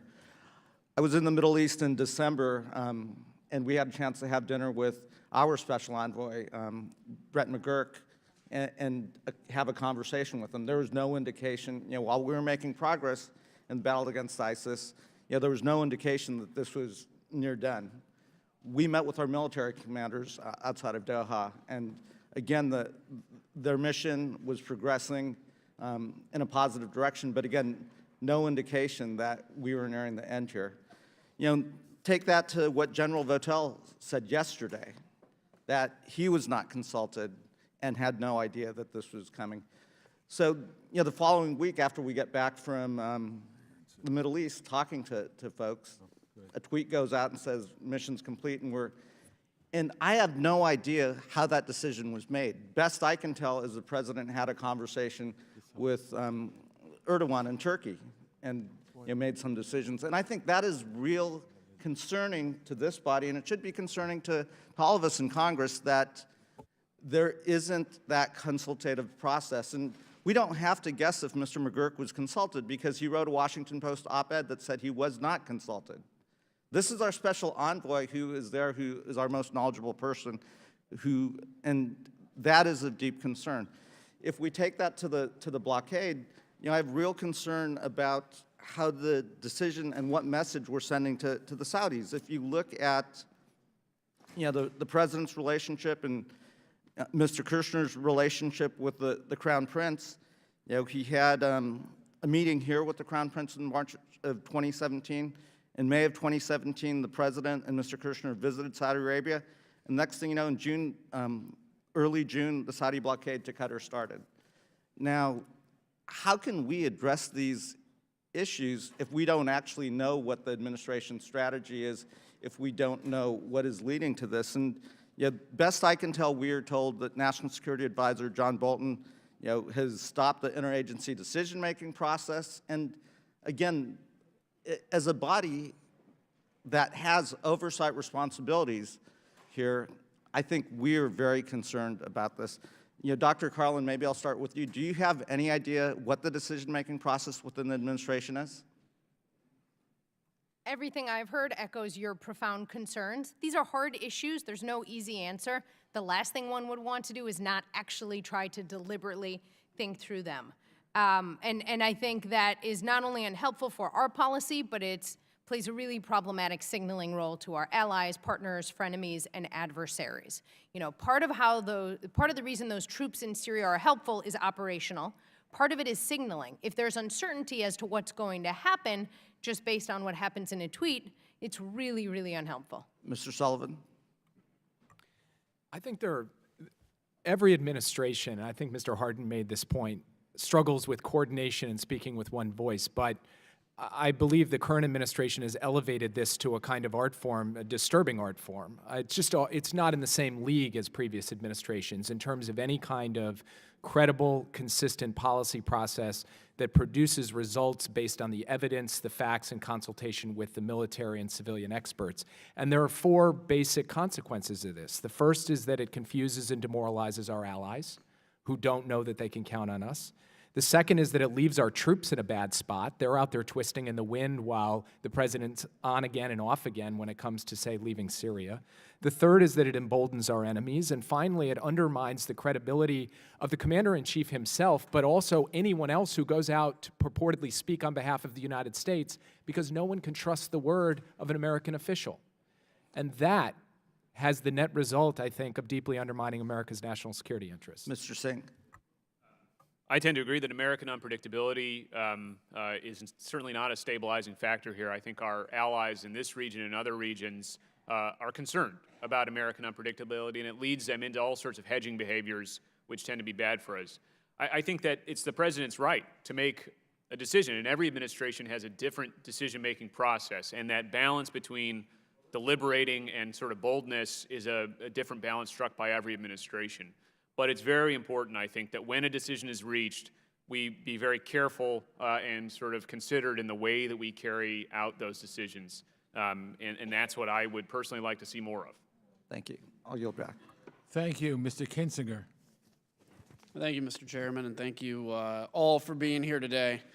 I know we're going to get more into the discussion of the details of the Saudi War Powers resolution, but I want to address some of that here. One of my biggest pet peeves in foreign policy is when people allow whoever is president to change their foreign policy view, because maybe they either want to just support this person or oppose this person. And by the way, my side did some of that as well. In 2013, when there was an attempt to bomb Syria for its use of chemical weapons, I had members of Congress come up to me and say that they think we should do it, but they're worried that they don't want to give President Obama the authority to do that. That was a huge pet peeve of mine. What else a huge pet peeve of mine is this newfound kind of religion on the situation in Yemen and the situation in Saudi Arabia that's been found by my colleagues on the other side of the aisle. I'd like to make the point that it seems in this Yemen debate and Yemen policy, it always comes back to somehow it's the United States and Saudi Arabia's fault for a humanitarian crisis, even though there's sometimes a caveat which says, as Mr. Sullivan did in his testimony, to be clear, the coalition does not bear all of the responsibility for the violence and suffering in Yemen. Well, that's true, because as something that I think is not discussed very often is that the Houthis overthrew a legitimate government. The Houthis use food as weapons to starve innocent civilians. And as terrible as every bomb that misses its target or it hits an intentional target of innocent civilians from the Saudis is, I can point to incidences where the Houthis, and backed by their Iranians, used weapons to kill innocent people and to block innocent children from having food to put into their mouths to live by. We look at the Houthis that place war materials among civilians so that the Saudis bomb it. This is not a new tactic to us. We've seen it from the beginning of war in the Middle East. Civilians are actually to be used in the information side of war so that hopefully the Saudis, in the thinking of the Houthis, bomb this facility or something we have, kill civilians, and then we can go to the international media and try to turn them against the Saudis. Our assistance for the Saudis, by the way, started under a prior administration, and it's only recently that it has become an issue to use as an attack against President Trump. While I appreciate having this hearing, Mr. Chairman, and I really do, and I think this is the beginning of the discussion that Congress ought to have on this issue, in about 2 hours, we're going to vote to try to take away the president's ability to be commander-in-chief. We're going to vote, probably out of this committee, to take away the president's ability to use counterterrorism strategies in the Arabian Peninsula to destroy the enemies of the United States of America. Most of the members of this committee are new. Most of the members of this committee have never sat through a classified briefing about what's really going on in Yemen. We had that last year. And even though some complained that it wasn't deep enough, I agree. Let's do another one with this whole committee before we go voting on policies that have to do with life and death. If we take our material support away from Saudi Arabia, it's not like Saudi Arabia is going to quit executing the war, but what they will quit doing is living to some extent by the law of armed conflict that we demand they do. They will to some extent quit living by when we enforce on them and show them the legitimate targets in Yemen. And now they'll see more illegitimate targets, potentially of targets, because they don't have the resources that the United States has. So while I understand and am concerned and am compassionate about the humanitarian concerns in Yemen, the reality is if we act politically on this committee, which I think we're poised to do, because we can all go out on TV and say that we're opposing the Trump administration, because we can all go out on TV and say that we're fighting for humanitarian rights, which we all want to do, but the impact of that will be far beyond, I think, what we're even debating now. So I hope that when we do that, and I'm going to talk more about it then, that we actually think about maybe having a classified briefing, bring Republicans and Democrats in, and talking about what's really at stake. Mr. Singh, just with the 40 seconds I have left, what happens if the United States pulls all material support for Saudi Arabia and the coalition? Is it going to save lives, or do you think it might potentially cost more lives? Well, I would say two things, Congressman. One is the war will go on. I think that it will not cause the conflict in Yemen to end. The suffering there will continue, and I do worry that we then lose our leverage and influence with those allies. But second, I also worry, frankly, about the wider effect, again, of considering these types of activities, intelligence sharing, mid-air refueling under acquisition and cross-servicing agreements, to be engaging in hostilities. I mean, what does that mean for the routine types of cooperation we do with allies around the world? So I think it goes even beyond Yemen. Ms. Wild from Pennsylvania.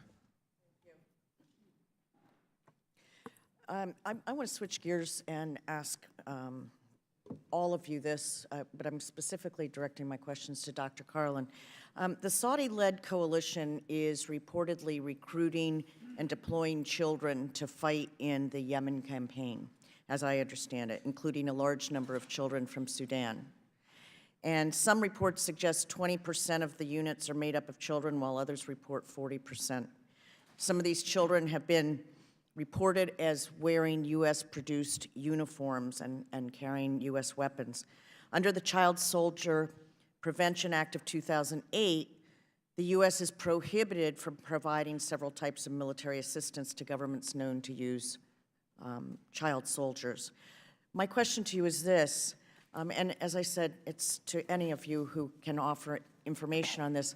What oversight is available to determine Saudi compliance with the Child Soldier Prevention Act?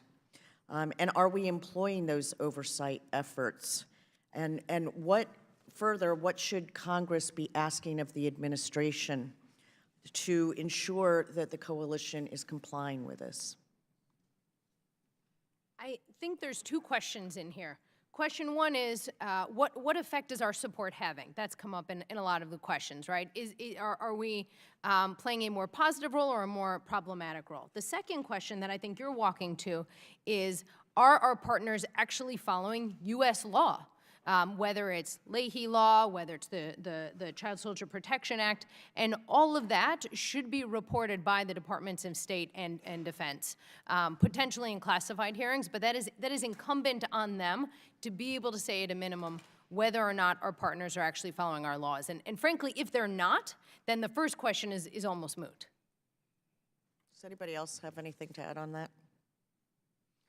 Okay, I want to switch gears then to Mr. Hardin. I understand that you don't believe that humanitarian aid is the only path forward. In fact, we need to open up lines of commerce and so forth.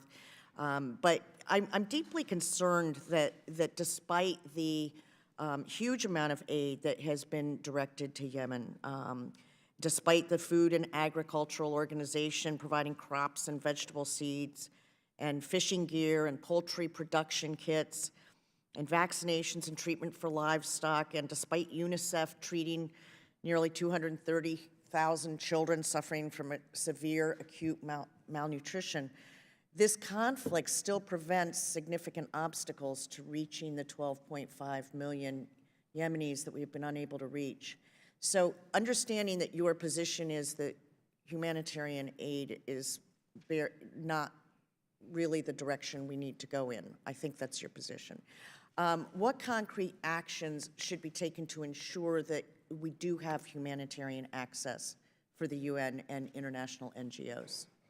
Yeah, so humanitarian aid is vital for the most vulnerable, and we should not minimize it. My point is that of the total amount of basic commodities that go into Yemen, so food and medicine, 95% of it is imported through private sector channels. And so that really has to be the solution. This is not a drought famine. So it's not that there's not enough food in the markets. There's enough food in Yemen. It's a pricing and currency collapse issue.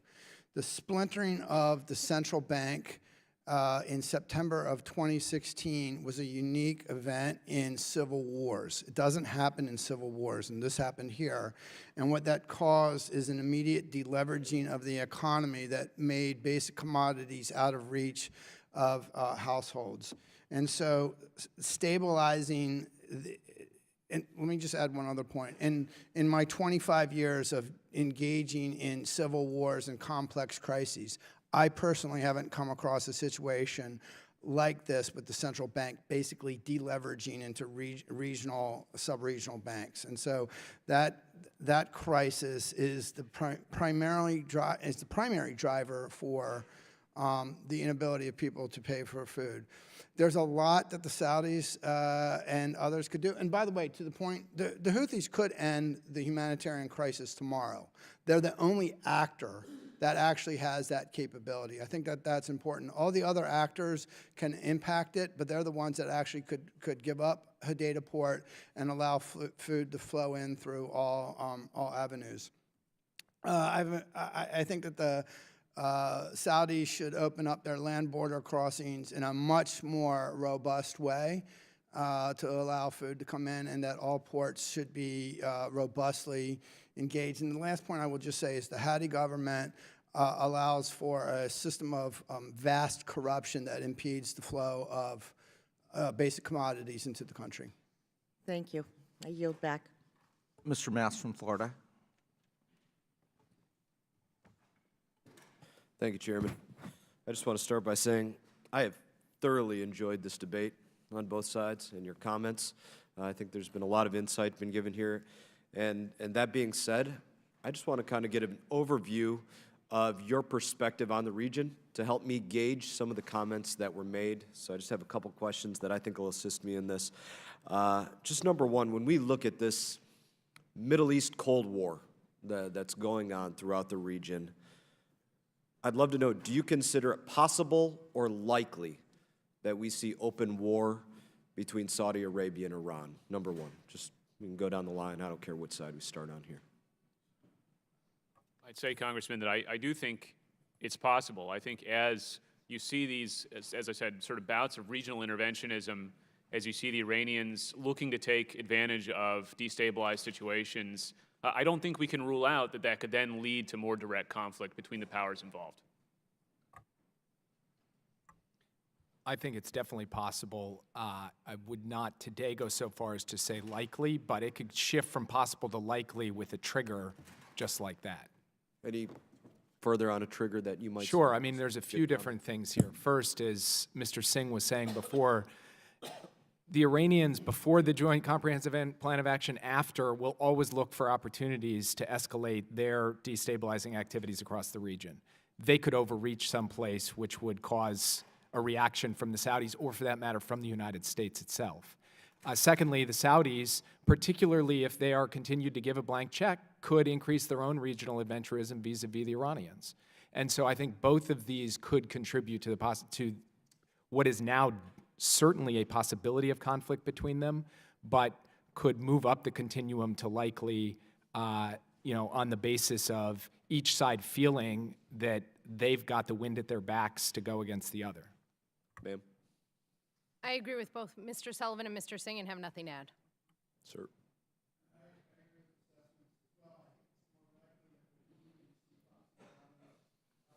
Sorry, then I think we'll more likely see proxy battles than direct conflict, but I wouldn't rule it out. The other element I would add is that I see a realignment between the Israelis and the Sunni bloc that will deepen over the next years. I think that's a good lead into my next question. Give me a good outline of who you see as the, should this occur, the Saudi coalition versus the Iranian coalition. Give us a broad perspective of that, whether you want to go down into militias specifically or just into countries. Let's start with Mr. Singh. Well, it's a tough question to answer in the hypothetical. Iran tends in the region to work through proxies. They have an asymmetric strategy. So in Lebanon, we see Hezbollah. In Syria, they're importing not just Hezbollah from Lebanon, but Pakistani and Afghan groups, as well as Iraqi Shia militias. In Yemen, they have provided support to the Houthis, and so on and so forth. Whereas we have seen the Saudis and Emiratis operate in what I would say is a more traditional way, using their own forces directly and then partnering with the likes of, say, the Houthi government and sort of allies on the ground there. Again, it's hard to answer in the hypothetical. It would depend on where the conflict is. Is it an Israel-Iran conflict in the Golan Heights? Is it, something that's erupting in the Gulf? That would really determine sort of who the players are and how it shapes up. I would just add, I'm not entirely sure that the UAE or the Saudis have the power projection to really take a fight to Iran.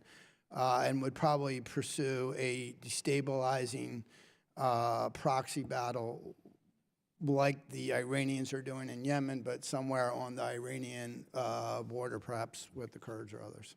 Mr. Hardin, you keep... So I was just going to add, and one big difference, of course, is the Iranians have had a whole lot of practice working with proxies. They're really good at it and have only gotten better in recent years, and I wouldn't say that's the case, say, with the Saudis.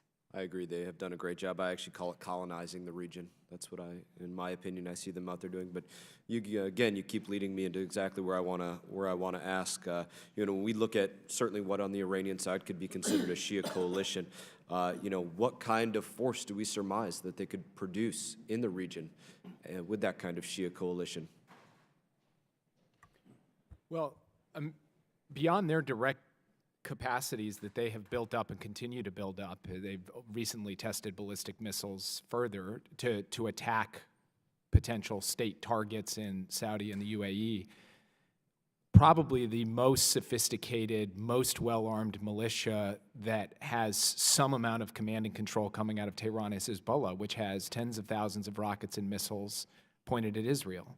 And if I was to look at the single most proximate threat to a core U.S. national security interest in the region emanating from Iran, below Iran getting its hands on weapons of mass destruction, a nuclear weapon, its ability to use Hezbollah to threaten the state of Israel is at the top of the list.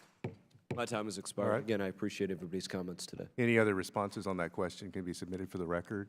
We'll go now to Dean Phillips. Thank you, Mr. Chairman, and to all of our witnesses. Mr. Singh, in your opening testimony, you referred to the next phase in Yemen, presumably from a kinetic conflict to diplomacy. I've heard conflicting perspectives outside of this room on whether that's already underway and even if it's achievable at all. I'd welcome each of your perspectives, starting with you, Mr. Singh, on if there's any evidence that that's already occurring, and if so, if you could expand on it.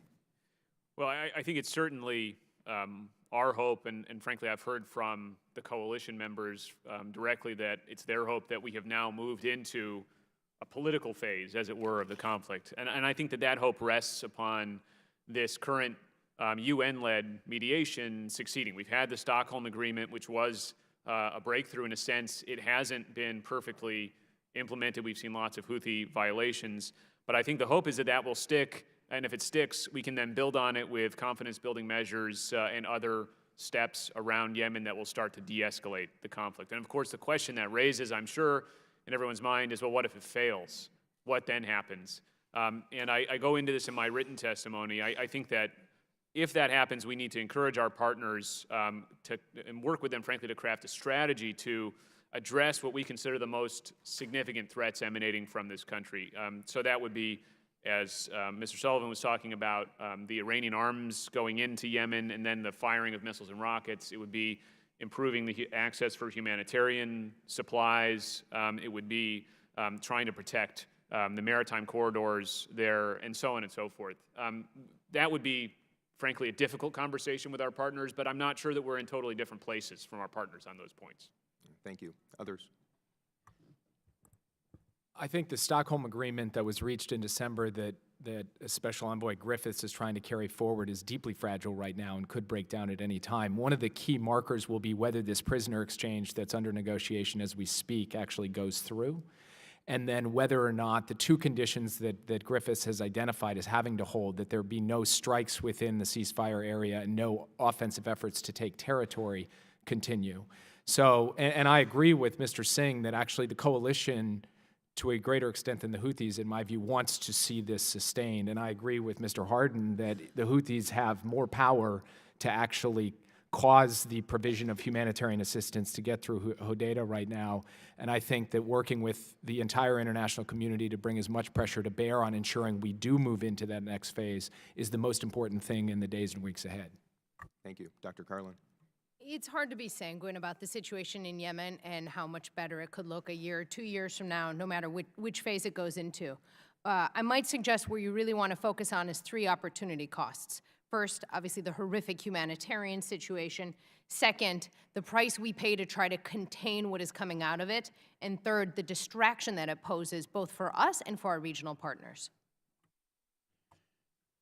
I think that while I believe there is no military solution to this, and most of us who follow this believe that, I think the combatants believe that there is a military solution. And so the Stockholm Agreement may hold and it may deepen, but if I were to bet, I would say that the Stockholm Agreement fails and that we have a battle for Hodeidah sometime in the next year. And I will just point out that the situation has only gotten worse in the past year. So the humanitarian appeal this time last year from UN OCHA was $3 billion. In February, at the end of February, it's going to be $4 billion. So I agree, it's hard to be sanguine. All right. Thank you all. Mr. Chairman, I yield the balance of my time. Thank you. Congressman Fitzpatrick. Thank you, Mr. Chairman. Thank you to the panel for being here. There's been a lot of focus on the CT threat coming out of the region. Specific to Yemen, are you seeing any CI and or cyber concerns coming out, number one? And number two, from our domestic intel community perspective, do you feel the U.S. intelligence community and all the agencies that are part thereof are sufficiently on top of all the complications in that region. There's funding concerns, there's recruitment issues as well on our intel side. What's your assessment of how on top of the region and all the complications that exist therein? So I think that the chaos in Yemen, including the chaos in the southern portion of Yemen, because primarily we've been talking about the north,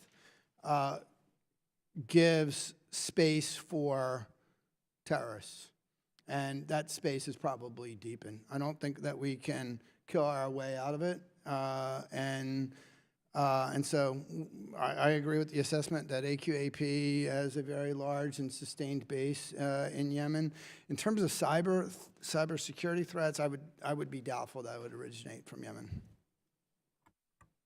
I would just add that just as it's created greater safe havens and frankly, weapons and recruitment opportunities for AQAP, I do think it's had some hindrance to our operational capability to develop the kind of on-the-ground efforts against AQAP. Not so much the direct operations that the UAE and others are working, but building the kind of strategy that we had before the conflict started to try to weaken AQAP's grip in some of those southern provinces. With respect to the broader question of resources, I don't know enough about where things lie in the intelligence community to answer, but I would say that I'm very impressed with the intelligence community's general development of knowledge, particularly about the counter-terrorist threat coming out of Yemen over the past many years, and the contributions they've made, as our partners, the Saudis and Emiratis, have made to foil plots that the ranking member was referring to in his opening statement. So I would just add, I think we have, together with the Emiratis especially, been able to enjoy some success against AQAP. There have been several high-profile HVTs who have been taken down in Yemen in the last year or two. Your larger question about cyber, I think, is a good one for this region, because I think we have seen in this region, as this kind of tripartite conflict or rivalry has developed that I talked about, seen cyber tools used in a sort of groundbreaking way by lots of parties in the region. And we've seen the Iranians, as was detailed in the DNI's worldwide threat assessment, increasingly use those tools against the United States in particular. I think there's also a growing maritime and missile threat in the region, and I think that that will grow in part because, let's not forget that next year, 2020, the conventional arms ban on Iran will end under the JCPOA, the Iran Nuclear Accord. And so, do we have enough resources devoted to this? I'm not sure. I think that's a question that you should be asking the intelligence community and the administration in general. But I do worry that, especially as we're sort of rebalancing towards Asia, towards the Russia challenge, that it is possible that we could see a shortfall in resources devoted to these problems. Thank you. Colin Allred of Texas. Thank you, Mr. Chairman, and I'd like to thank Chairman Engel for calling this as our first hearing. I am deeply concerned with the results of our involvement in Yemen. I'm also cognizant of our regional relationships there and their importance for us and our mission and our ongoing mission against AQAP there. I think that we are here today to discuss this region, certainly, but also to talk about the role of Congress in our foreign policy. We have seen, I think, a number of steps by past Congresses to cede some of that authority. And I think that it's important that we exercise our constitutional duties to oversee what's going on and how U.S. involvement is playing out around the world. And so that's why I think it's so important that we're here today. And Dr. Carlin and Mr. Singh, you have both mentioned in your statements the trend in our foreign policy away from counterterrorism and towards great powers and state actors. So I want to talk about Iran, as others have as well. As you know, Iran has provided support and training and ballistic missiles to the Houthi rebels, despite the blockade that's been in place since 2015. And heavy weaponry, such as long-range missiles, have been used against targets inside Saudi Arabia and against our own ships. Dr. Carlin, how can the U.S. help its partners more effectively interdict these weapons from these shipments from Iran, both at sea and via land? Thank you. part of what we can do is work with our partners together on knitting together cohesive ways, both in the air and by sea, to try to counter these weapons. So that involves things like maritime security, exercises, looking at the sorts of assistance, maybe through wargaming or tabletop exercises, showing our partners the sorts of capabilities that they need to be able to effectively counter these challenges. Thank you. And are there any additional sanctions or measures that can be taken by the Department of Treasury to contain Iran's ability to use front companies or individuals to traffic arms to the Houthi rebels? And where are the pressure points that we can assert that pressure with the Houthis? To Mr. Singh. You know, I tend to think, going back to what Mr. Hardin said about the fact that it's really the Houthis in control of that Hodeidah port through which not just humanitarian assistance and food and so forth passes, but also presumably some weapons. We would like to see, I think, much more international pressure on the Houthis. So far, there's been a lot of conversation about the Saudis and Emiratis. A lot of those concerns are justified and valid, I think. But we've seen far less conversation about the role that the Houthis are playing, both in sort of the importation of weapons and the suffering that's taking place. I'd like to see more action on that front. I think we should be recruiting our allies elsewhere in the world, especially Europe, to join us in that, as well as to join us in that interdiction mission. And I think I'd like to see the focus of our conversations about Iran with those allies be that sort of issue, rather than, say, the nuclear agreement and so on and so forth. Mr. Sullivan, you've spoken some about the steps we need to take to counter Iranian influence. Can you expound upon that and how we can use our Arab allies in the region to counter that? Sure. I mean, one of my concerns, which I express in my written testimony, is that the current strategy seems to be to try to ratchet up pressure generally to no kind of clearly defined end. It seems like maybe the end is regime change, and we won't stop until we're at that. And my view is that you build up pressure against an adversary like Iran in an effort to convert that pressure into some progress on an issue that matters to us. We did that with the nuclear deal. I agree with Mr. Singh, we have to look at a broader range of issues beyond the nuclear deal as well. But my biggest concern about what the administration is doing right now is that it seems to just be pressure for pressure's sake, not pressure to actually try to produce practical change on the ground in the region. So, for example, you asked a question about authorities. I do think that if we dedicated some resources at Treasury to specifically tracking the means by which these weapons are transferred and ultimately delivered, Mr. Singh mentioned that it's not just sea, it's by a land route as well, that we would be in the position to be able to put some curbs on that, both through intelligence-led operations, but also through the application of financial sanctions. My concern is that instead we're just taking a very broad-based approach with the hope of kind of crashing the regime, and I think that is, A, not in keeping with U.S. policy, but B, and more importantly, it is prohibiting us from focusing on trying to shape Iran's behavior on more targeted bases like their support for the Houthis. Thank you, Mr. Chairman. Yield back.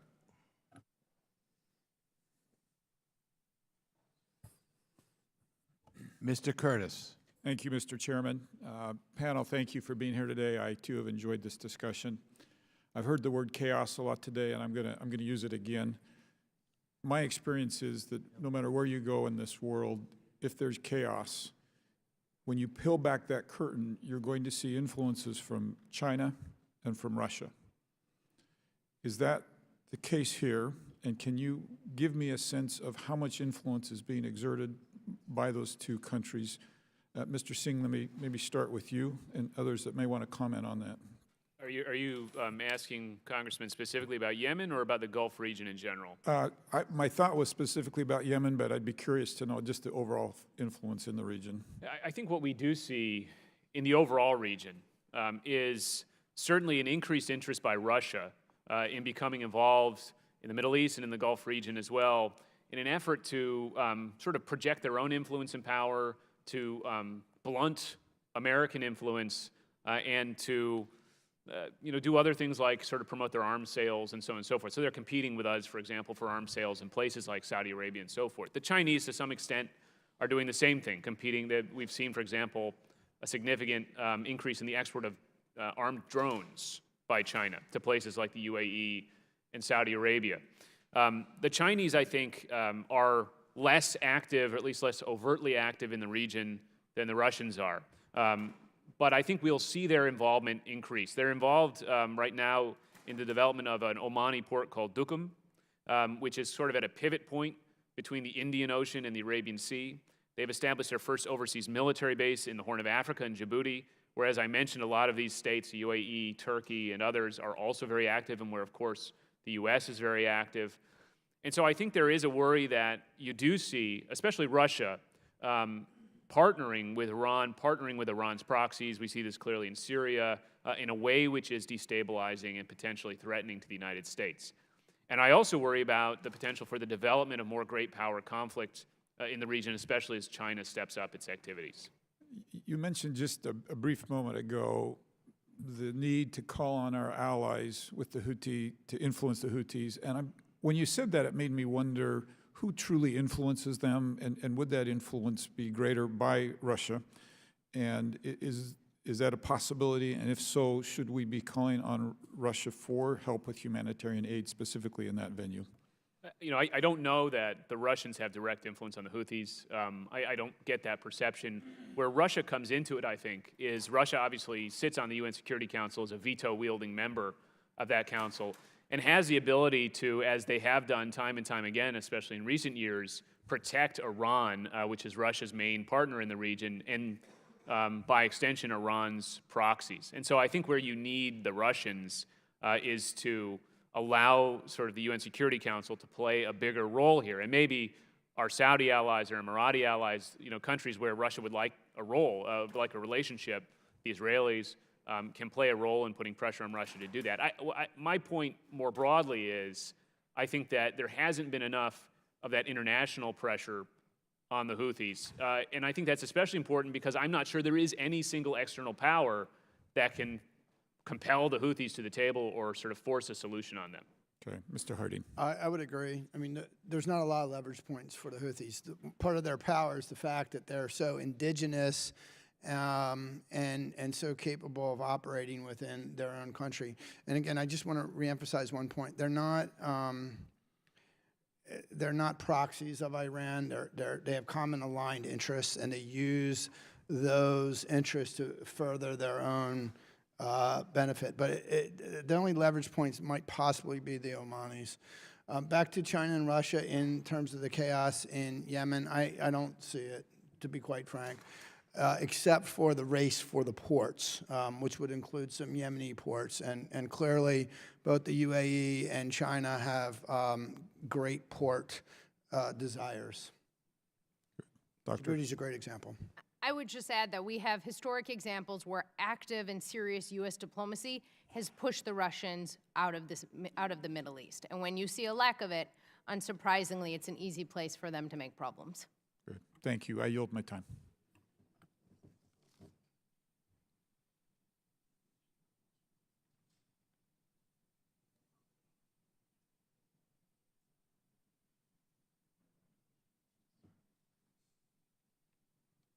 Mr. Levin. Thank you, Mr. Chairman, and thanks to the panelists for your erudite and excellent discussion. I want to put you on notice that I'm here representing my 13-year-old daughter, Molly, who was bat mitzvahed on December 15th, and she wrote her Torah talk on the unimaginable suffering in Yemen and our complicity in it. So she'll be watching. My first question is for Dr. Carlin. During the first year of the Saudi military campaign, many of the indiscriminate attacks on Yemeni civilians, hospitals, markets, schools, were ascribed to Saudi pilots' inexperience, high-altitude aerial bombardments, and other forms of negligence. Over time, however, Saudi bombings of school buses, cholera treatment centers, and the use of double-tap strikes suggested that this was a more intentional strategy. Would you agree with that assessment? Thank you. You know, the Saudis don't actually have much of a history of using their military. For a very long time, they spent lots and lots of money buying all sorts of sophisticated capabilities. So Yemen has been kind of their testing and, you know, their operational testing ground, for better or worse, and largely it appears worse. I think the Obama administration's view was, if they're going to start to engage, let's see how we can be helpful here. And that's why you saw the support that really started in 2015. As I've said previously, I don't see much evidence that that support has been helpful. And I'm not sure whether it is deliberate or indeliberate. I don't think I'm capable of making that call without access to classified information. However, it is worrisome that they don't appear to be getting a whole lot better. All right, well, under those circumstances, what should the U.S. do? Should we work to try to change the coalition's behavior, or should we try to extricate ourselves entirely? That's another question for you, Of course. So I would suggest a mix of carrots and sticks. I'd figure out what sort of capabilities we can help the Saudis acquire. So, for example, the Terminal High Altitude Area Defense System, the THAAD system, could help them feel more secure at home. And I think that's a pretty decent carrot. But I would also work on sticks and show them that we are willing, potentially with a national security waiver, to have this body say that their efforts are extremely problematic and we don't want to support them anymore. Thank you. I'd like to turn to human rights within Saudi Arabia and ask a question to Mr. Sullivan. Under MBS, the Saudi government has cracked down on dissidents and human rights activists. Reports indicate that authorities have arrested and even tortured activists. Is it fair to say that the U.S. has leverage to press Saudi leadership to respect human rights?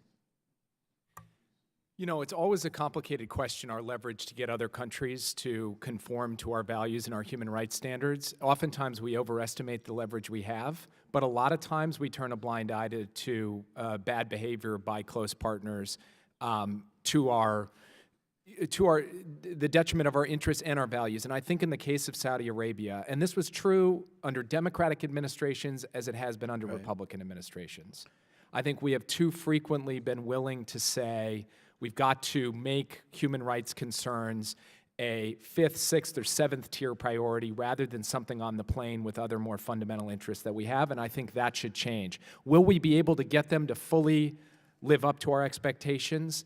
Probably not, but can we do a better job than we have done? I believe we can. And how has the Trump administration been doing in using what leverage we do have? I think the Trump administration has actually sent a very clear message, not only that they don't really care about the issue, but even more, they're perfectly happy to have the Saudis crack down on folks within their own country. That's the Saudis' business as far as Donald Trump is concerned. Thank you. Let me ask you another question about the Trump administration. The government of Saudi Arabia has reportedly spent heavily at Trump hotels in Washington and Chicago, and apparently financial relationships between the president and the Saudis go way back. In October, the Chicago Tribune reported that Trump's business relationships with the Saudi government and rich Saudi business executives go back to at least the 90s. In Trump's hard times, the Saudi prince bought a super yacht and a hotel from him. The Saudi government has paid him $4.5 million for an apartment near the United Nations. Is it possible that the president's conflicts of interest have impacted the administration's actions or lack thereof when it comes to Saudi Arabia? You know, it's amazing that this question can even be posed with such credible evidence behind it. That's where we have arrived, and it's not just with Saudi Arabia, that the potential that this president's personal interests are conflicting with the American national interest. That is certainly possible with Saudi Arabia. It's certainly possible with a number of other countries, and I do think that this committee and this Congress should take a hard look at that. Thank you. I yield back. Thank you. Mr. Pence.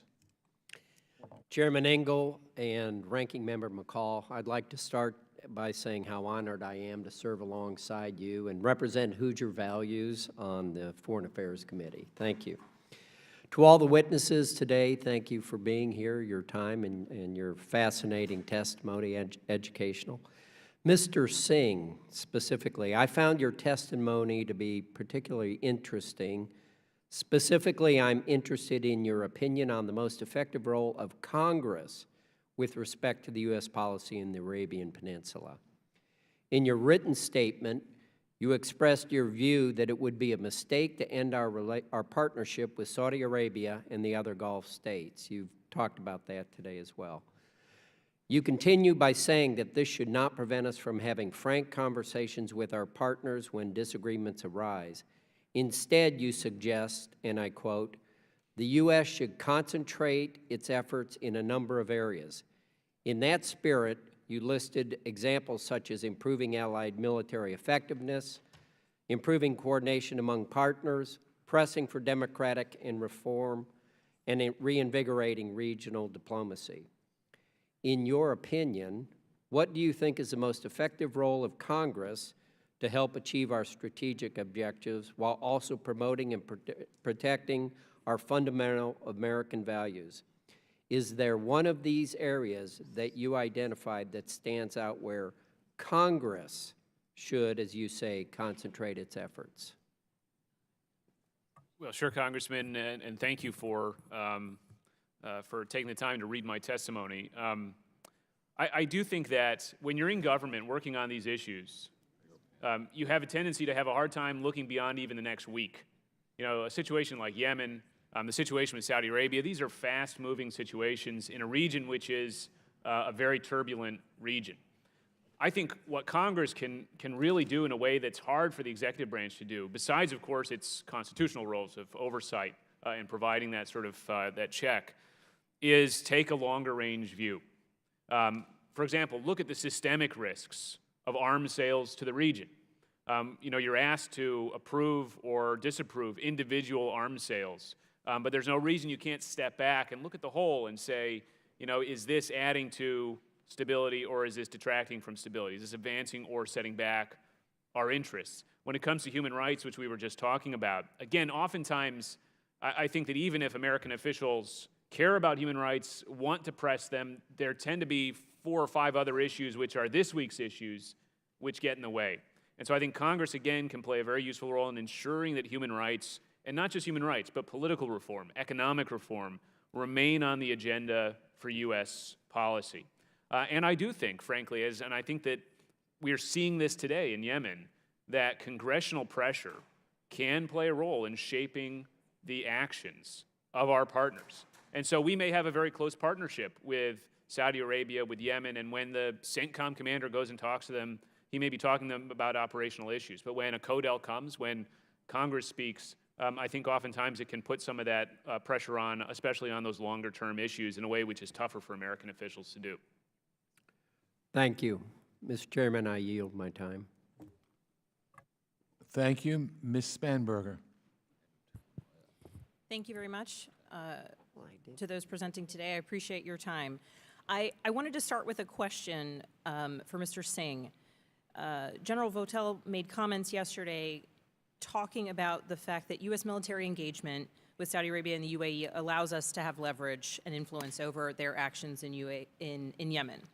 And in your comments today, you made a comment to the effect that we should expect our partners to follow human rights norms, but we can't tie it together with our engagement. I would ask if you could expound upon that ever so briefly about how it is that we can continue our engagement or could continue our engagement, be it with Saudi Arabia, UAE, or any other country, and separate that from the expectation that we have of how it is that they are engaging. Thank you, Congresswoman, and let me just start by saying thanks for your continued service to the country in your new role. I want to be very clear about what I mean when I write this. I think it is absolutely appropriate for us to tie arms sales, security assistance programs, training, and so forth to the way that our partners are conducting themselves in war. Mm-hmm. You know, to the question that was asked earlier, I think if we don't believe that our partners are committed to following the laws of war and international norms of warfare, we should not be partnering with them. It's very important for our military that we not be asking them to compromise themselves, their morals, their values, by working with partners who are not committed to those values. What I'm trying to point out, though, is when we talk about those larger issues of politics, of human rights, of social reform, and so forth, I don't think it's been effective to try to tie those issues to security assistance, to use security assistance sort of in a crude way as leverage over unrelated issues. I think that our track record, and I've, you know, as a U.S. official and as an observer, been through so many of these cases, I think our track record in doing that is poor. Okay. Thank you for that clarification. And then my other question, and I'll open this up to you, Mr. Sullivan. During your opening statement, you made the distinction between offensive and defensive military support to Saudi Arabia. And I was wondering if you could expand upon that briefly. How can we ensure that weapons, intelligence, military capabilities that we're providing to Saudi Arabia are for defensive purposes, not offensive purposes, and where you might see some of that overlap and challenges in the way that we're looking at this question? It's an especially pertinent question in light of the recent reports that what we would historically have classified as a defensive system, like the TOW missile system, is being used offensively, having fallen into the wrong hands, the hands of extremist groups and others. So I concede that a clean distinction between offensive and defensive systems is not always easy to come by. But I do think there are some clear cases, and the two cases that I referred to in my testimony were, one, theater missile defense and missile defense systems more broadly. Dr. Carlin mentioned the possibility of THAAD. I think we could pretty well agree that that's a classically defensive system that can't be used readily for offensive purposes. And then secondly, that the United States itself would increase the conduct of maritime patrols where we control the extent to which we're engaged defensively as opposed to offensively. So those are the types of things that I have in mind, rather than the sorts of things which fall on that line and we may hope they be used for defensive purposes but could easily be converted to offensive purposes. Okay, and I have one last question that I would like your input on. As a former intelligence officer myself, I'm sure you're aware that last week it was revealed that the UAE hired a team of former U.S. intelligence officials to help with their cybersecurity and electronic surveillance. What actions should the U.S. government take, if any, in your estimation, to prevent former intelligence officers from using the tradecraft that they learn through their service to the United States on behalf of a foreign government or a private company in this way? Congresswoman, I read the same reports and was disturbed by them. There isn't currently a legal framework for tradecraft. There is for, obviously, the provision of classified information, but not for tradecraft, particularly this specialized tradecraft that intelligence officers, and you know this better than anyone, are getting in the United States that they can then go ply to other countries. I think that's pretty disturbing, but I also think that because it's an issue that I don't think has been much on the mind of policymakers or legislators of late, it requires some real study. And so what I hope this committee and others will do is take up this question. Should there be additional legal restrictions on the training and craft that intelligence officers are getting for use elsewhere? I would just add that there are some reports that suggest this tradecraft was turned back on American citizens or American companies. I think that clearly is against the law. But even if it's being used just out there in the world, not in relation to U.S. citizens, I think we are going to need further legal parameters around it. But I would defer to a deeper dive into the issue and the trade-offs and leave it at that. Thank you. I yield back. Thank you. Mr. Watkins. Thank you, Mr. Chairman. My question is for Mr. Singh. Sir, what tools and strategies are the U.S. using to help our Gulf partners stop Iran's smuggling of weapons to the Houthis? So my understanding of what we're doing is something which is not limited to Yemen, right? Because obviously we're concerned about the Iranian proliferation of weapons around this region. And there is a toolkit that we can draw on to address it. It starts with intelligence. We have the best, I think, intelligence. Israel obviously has very good intelligence as well in terms of detecting the movement of weapons from Iran to the region. One of the reasons we're concerned, just as a footnote, about Iran, say, establishing missile factories in, say, Lebanon or Syria, is that that reduces kind of our visibility into the movement of these weapons. And that's something we should be concerned about potentially in Yemen in the future, not perhaps today as well. So there's the intelligence aspect. And then there's the partnering aspect with countries in the region, Oman, countries on the Horn of Africa and the Arabian Peninsula, to then act on that intelligence to ensure that weapons can, in fact, be interdicted when they're on their way. That is something which I would say happens more rarely. Oftentimes, by setting up the right mechanisms, you can deter the movement of weapons in the first place. You don't often get to that point of actual interdiction. I think there's a third element to it, though, and this element is much harder, and that's cost imposition. You know, part of deterrence is not just erecting barriers to these actions, it's ensuring that there's a penalty to be paid when they do succeed. There, I think we've not been as successful because balancing the risk of escalation with the need to impose costs is something that every administration has struggled with. I'm concerned, though, that we're kind of finding ourselves more on the risk-averse side of that too often these days. Thank you, and Mr. Chairman, I yield back. Thank you. Mr. Malinowski. Thank you, Mr. Chairman. Let me begin by saying that in the last administration, I had the perhaps dubious honor of overseeing some of our effort to try to leverage our influence with Saudi Arabia to persuade them to, in effect, bomb better. And I can tell you from that experience that it was worth trying. We tried very, very hard over a long period of time, and it had absolutely no impact. It had no impact on their accuracy, in part because accuracy was not the problem.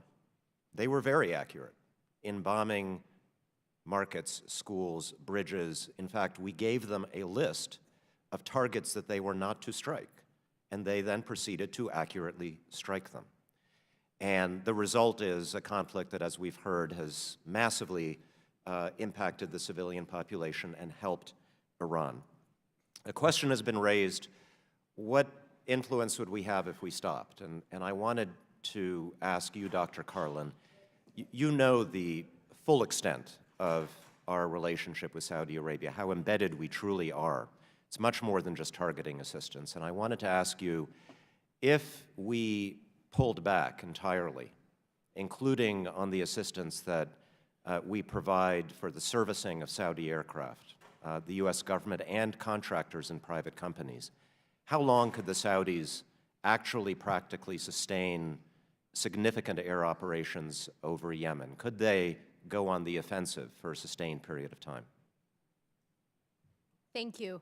While I can't give you an answer in terms of time, I can say that U.S. support is critical to the Saudi effort. Moreover, when you look across the range of U.S. support to the Saudi military, there are a number of different programs, whether it's with the Saudi Navy, the Saudi Air National Guard, it's just, the Saudi National Guard.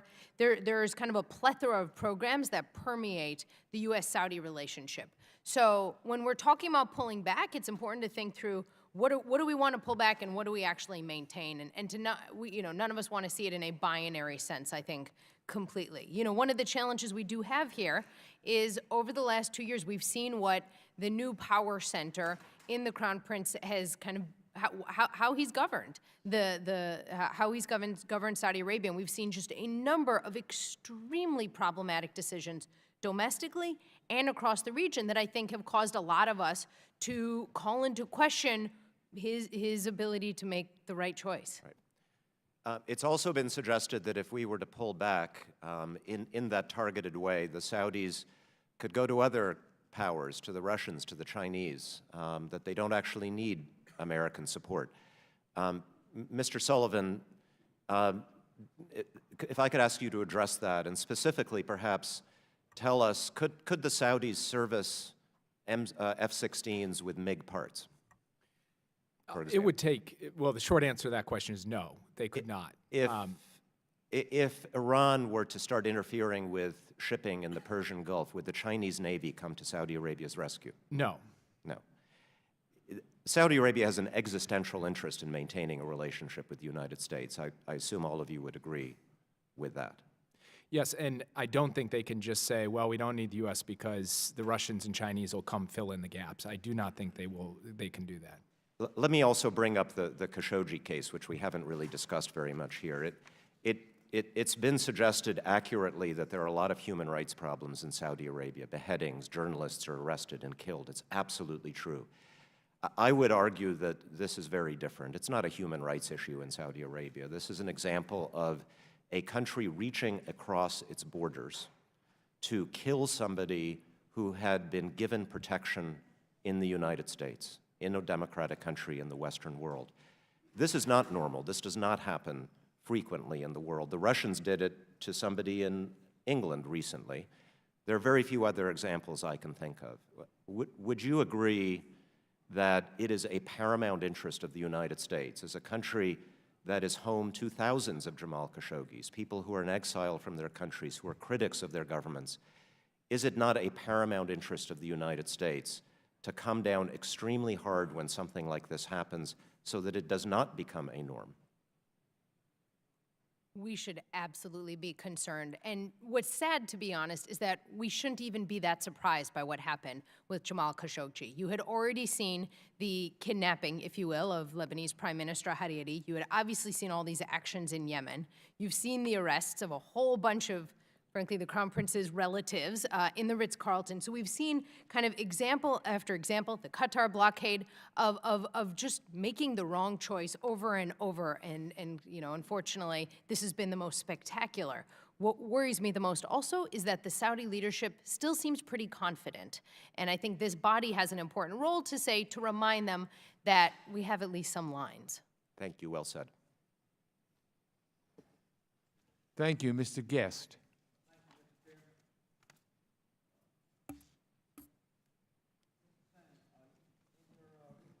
Mr. Guest, if you just push the button. I'm sorry, thank you. Yeah. Mr. Singh, in your written testimony on page 3, you talk about the fact that there is ongoing disputes between members of the GCC and that has caused limited cooperation. Has that limited cooperation, and please tell us how it has impacted the region as a whole? Sure, thank you, Congressman. I think that the split in the GCC between Qatar on the one hand and Saudis, Emiratis, Egyptians who are outside the GCC on the other hand has been troubling for the United States, because I think we had hoped to forge an alliance between the GCC, other like-minded states in the region, and ourselves to tackle common threats like terrorism, the threats posed by Iran, and so forth. And this dispute has undoubtedly distracted from that. It's also probably arguably led the Qataris into closer relationships with, say, the Iranians, the Chinese, and Russians, and so on and so forth. It is a long-standing dispute, and so we shouldn't be surprised, I think, by it. I think there's a larger problem, though, in the region that this is just one part of, and that's just poor coordination overall. We've seen traditional political groupings like the Arab League diminish in importance and effectiveness. This region has the least economic integration of, I think, any region of the world. And so it's the overall integration, not just militarily, but also diplomatically, economically, which I think limits the effectiveness of, say, these partners to solve problems within their own region. And then, Mr. Singh, you also said in your written testimony on page 5, you said, in your view, it would be a serious mistake to jettison our partnership with Saudi Arabia or other Gulf allies. Could you expand on that very briefly? Absolutely. Well, you know, I think that there's 2 reasons for that. Number one is these alliances we have in the region are not just about accomplishing things through the allies. It's about preventing adverse scenarios, preventing worse outcomes. We want to influence Saudi decision-making so that they make better decisions. That's obviously challenging right now. We want to see stability in these countries. Instability in a place like Saudi Arabia could be devastating for our interests in the region. Over time, I think if we're serious about reallocating resources to other regions of the world, about a great power competition strategy, we will need to work more through allies in this region if we're not going to simply put our interests aside. And so that means that over time we have to turn them into allies like the Israelis, like the Emiratis to some extent, who can act in our stead, in a sense. And so, look, these are the allies we have in the region. If it weren't for difficult partners in the Middle East, we wouldn't really have any partners, would we? And so turning these partnerships into better partnerships needs to be our goal. And if we were to end this relationship with the Saudis, do you believe that it would damage our ability to influence them as it relates to improving issues such as human rights in their country? Absolutely. And then finally, a kind of a follow-up, and I think you touched on this earlier, on page 7 of your written testimony, you say that the withdrawal of U.S. support to the GCC coalition or the suspension of U.S. arms sales to Saudi Arabia or the UAE are unlikely, to end the conflict or ease humanitarian conditions in Yemen. Do you still feel that way? I do, yeah. I think it's important to bear in mind that as we have this conversation about our security relationship with the Saudis or with the Emiratis, that is not the same as talking about a strategy to end the conflict, the multiple conflicts in Yemen. If we were to withdraw our support, yes, we might increase the difficulties the Saudis have in sustaining their operations, but I don't believe the conflict would end. I don't believe that the other conflicts in Yemen would improve either. Nor, frankly, do I think we'd absolve ourselves of responsibility for our longstanding involvement in the conflict. And Mr. Sullivan, as it relates to Mr. Singh's answer to the last question, do you agree or disagree with his assessment? I agree to the extent that it would not end the conflict, of course. I don't agree that it would have no impact on the conflict. I believe that the threat to reduce or curtail our aid has, over time, made the coalition make different and, in my view, more constructive decisions. At the end of last year, they were more likely to enter the Stockholm Agreement because of what the Senate did. Earlier, CENTCOM withheld certain provision of various types of technologies, minesweepers and other things, and it changed their calculus as respects HODEDA. So I do believe the United States deciding to pull back its offensive support to the coalition would have an impact on coalition decision-making that I believe would be positive. And even if it didn't, I would argue we have only contributed to a worse situation by being in, and so we should no longer be in. Can I just make one point in response to that? Because I don't think we fundamentally disagree, but I think that having that leverage and achieving those outcomes requires that there be some possibility that you'll continue the partnership if they take certain actions. If you just cut the support off, then you don't have that leverage. And to clarify, I'm not saying cut off the partnership with Saudi Arabia. I'm saying cut off certain systems that they are using and certain assistance that they are using to bomb civilians in Yemen. We have plenty of leverage through the broader security partnership with Saudi Arabia that we can bring to bear in a constructive dialogue with them. Yeah, I just want to add one point on this. I mean, UAE is actually also quite involved on the HODEDA operations, and so that's an element that I think that we're missing in this conversation as well. So, you know, if you cut off the relationship with the Saudis, you're also going to cut off the relationship with the UAE over HODEDA. I don't think that we will, or at a minimum, we need to discuss it. Thank you, Mr. Chairman. Thank you, Mr. Trone. Thank you all for coming here today. In your written testimony, Mr. Sullivan, you spoke about actions taken by Saudi Arabia in the last few years, and maybe we could just say, versus Saudi Arabia, say the Crown Prince, regarding destabilization in Yemen. The writs, we'll call it a robbery, extortion, the kidnapping in Lebanon of the Prime Minister, the repression throughout Saudi Arabia, kidnapping, etc., the blockade of Qatar, and of course, Khashoggi.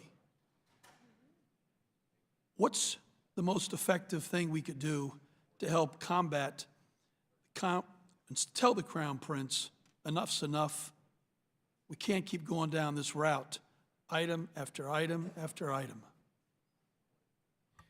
Well, I think it starts by saying that we are going to need to redefine the terms of this relationship, not to throw it overboard, not to just try to punish Saudi Arabia for the sake of it, but to make sure it aligns better with U.S. interests. So I think you start there. Then you work through each of the issues you just said. With respect to Yemen, as I've proposed, I believe that we should end support for the offensive operations in Yemen and no longer be giving the Crown Prince the support that he has been getting to carry on an operation that is counterproductive to our interests. With respect to the GCC issue and the blockade of Qatar, I think this is something where the United States is going to have to be an honest broker on both sides, but we've got to tell the leadership in Saudi Arabia that this is running counter to U.S. interests as long as it continues. And then with respect to Khashoggi, I believe there needs to be an impartial, independent investigation, and the Saudi investigation is not sufficient. And Secretary Pompeo basically saying it is sufficient, I think, flies in the face of basic logic. There needs to be an independent investigation, and anyone who was complicit in this decision needs to be held accountable.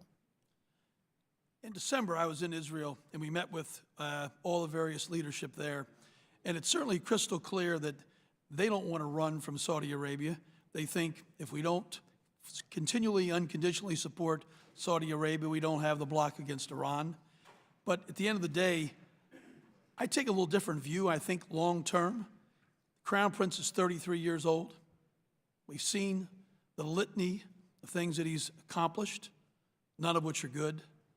And the question is, if we don't continue to, if we don't stand up, if we don't draw a marker in the sand at some point in time and say enough's enough, we're going to have him as the king for 50 years. So 50 years, we're going to enshrine an individual that is morally bankrupt. It's been an ongoing problem against U.S. interests. So what can or should we be doing to try and think the long view for the next 50 years. Can I chime in on this, Congressman? I don't know if you're directing that question just to Jake, but I think that the problem we face is that he will be there for 50 years, whether we do those things or not. But does he have to be there for 50 years, or you just want to accept that? And I think that it's a false choice between, say, walking away from the alliance or uncritically embracing the leadership in Riyadh. I think the third way, as it were, is a more intensive form of engagement where we try to influence the leadership in Saudi Arabia, supporting the elements of his program that we like, and there are elements of the program Any of those issues I mentioned you like? What's that? Any of those items I mentioned you like? Well, I think there's things you hinted at that we do like. We like the fact that they're drawing closer to allies like Israel. We like the fact that they're stepping back their support for extremism around the world. Frankly, I think most American officials would say we agree with the need to diversify the Saudi economy, which is part of his agenda. What we don't like are a lot of those foreign policy actions that you saw. But I think, again, the way to influence those things is through intensive engagement. We have no ambassador in Riyadh. We have no Assistant Secretary of State for Near Eastern Affairs. We need to get these officials in place. We need to empower them. And then on the Saudi side, we need to try to expand the points of contact in this relationship so that there isn't that kind of single point of failure that I think we have right now. But should we just accept, Mr. Sullivan, blindly for the next 50 years, this individual running a key ally in the Middle East? I don't think that we, at the end of the day, are going to be able to dictate who the leader of Saudi Arabia is, but we are going to be able to dictate how we relate to that person, whoever it is. And here, my concern is that the administration has basically decided that it's unconditional support. That's the strategy. And I believe the Congress, therefore, has a deeply critical institutional role to play to provide balance in the U.S.-Saudi relationship. Because at the end of the day, I think where Mr. Singh and I do very much agree is we are going to have to find that middle way, which is going to have to involve much more constructive engagement. And this administration does not seem interested in providing that, and therefore I think the Congress has to come forward with a variety of measures to shape this relationship and to send a clear message to the leadership in Saudi Arabia that we are not going to simply accept any and all activities that he's undertaking, including those things that run contrary to our interests and values. We should also just remember this is not an alliance. It is an insult, frankly, to our European allies, for example, in NATO, or our Asian allies like Japan, when we refer to partnerships as alliances. So I just caution us all. I say this from having spent a lot of time in the Pentagon, where one thinks a lot about what an alliance is and the responsibilities, frankly, that it makes incumbent on the United States. Thank you very much. Thank you, Mr. Burchett. Thank you, Mr. Chairman, Ranking Member. Mr. Chairman, I wanted to thank you. I caught some of your, you were talking at one point about your strong voice against anti-Semitism, and I wanted to thank you for that. I represent a lot of folks that share your views as well as I do on that issue, so I personally thank you for that. And I have a couple of small questions due to my seniority. All of the questions that I'd asked were already asked, so I will not indulge the committee by asking them the fourth or fifth time. But I did notice a great deal of frustration out of the first couple of folks speaking, and it just seemed to me like, what the heck are we doing there? I mean, outside of humanitarian interests, why are we involved? Is it oil? Is it, what is it? If I could just maybe just go down the line and you give me like a 2-sentence answer, if that's possible. Just pretend like all the cameras aren't here. Yemen or the you Arabian and your family. With respect to Yemen, I mean, there's an enormous set of interests in Yemen. Of course, there's the humanitarian, but there is also the Iranian element of this. There's the free movement of trade, and there's just the strategic nature of the Arabian Peninsula itself. So I wouldn't advocate that we abandon the region or Yemen. I'd agree. We need to think about freedom of navigation. The U.S. has had a special role in that over decades and decades across the world. We do need to think about energy concerns. And then, frankly, we need to think about containment. Vegas rules, unfortunately, do not apply to the Middle East. Who would have thought that a conflict in Syria would have resulted in actually throwing apart the integrity of the European Union? So we need to play a role. However, we need to recognize the opportunity costs of our involvement in this region are only getting higher and higher. Well, I think with respect to Yemen specifically, the way the United States got engaged in this conflict as an indirect participant is because Saudi Arabia and the UAE and other Arab countries decided that it represented a direct threat to them. And we decided we were going to work with them to try to respond to that threat. The issue that I've consistently tried to raise over the course of this hearing is I think now, with going on 4 years of experience under our belt in trying to help them, the course that we have taken has made things worse, not better, and therefore we should change course. I don't have a lot to add to that, Congressman. I just want to point out something which has already been said, that of course we also do have a direct engagement in Yemen to counter al-Qaeda and to counter ISIS, and I think it's important we not lose sight of that. Thank you, Mr. Chairman. Thank you. Ms. Houlihan. Thank you so much for the opportunity to speak today, and I agree that I have, at this point, a few questions to ask that are unique, but some to follow up on. And I guess my first follow-up is a conversation that Representative Pence started to have, which has to do with what can Congress do, what are the powers and the authorities of Congress in a situation like this. And I guess what I'd like to ask, and I think Dr. Carlin, based on our conversation so far, I think you might be the first person who can answer this, which is if we can go way back into the Obama administration and we talk about the original decision to begin things like refueling and other sorts of support for the Saudi coalition, what do you think that that administration saw? What was their thinking or their mindset at the time that deemed it necessary and appropriate at that time to go in the way that we did without the authority and the authorization of Congress? Thank you. While I was not a part of that discussion, my assumption is the thought process was that the Saudis are a close partner that are very helpful for a number of regional concerns. They're getting involved in a conflict, and we have a lot of experience with these sorts of things. So we should see what effect our help can have.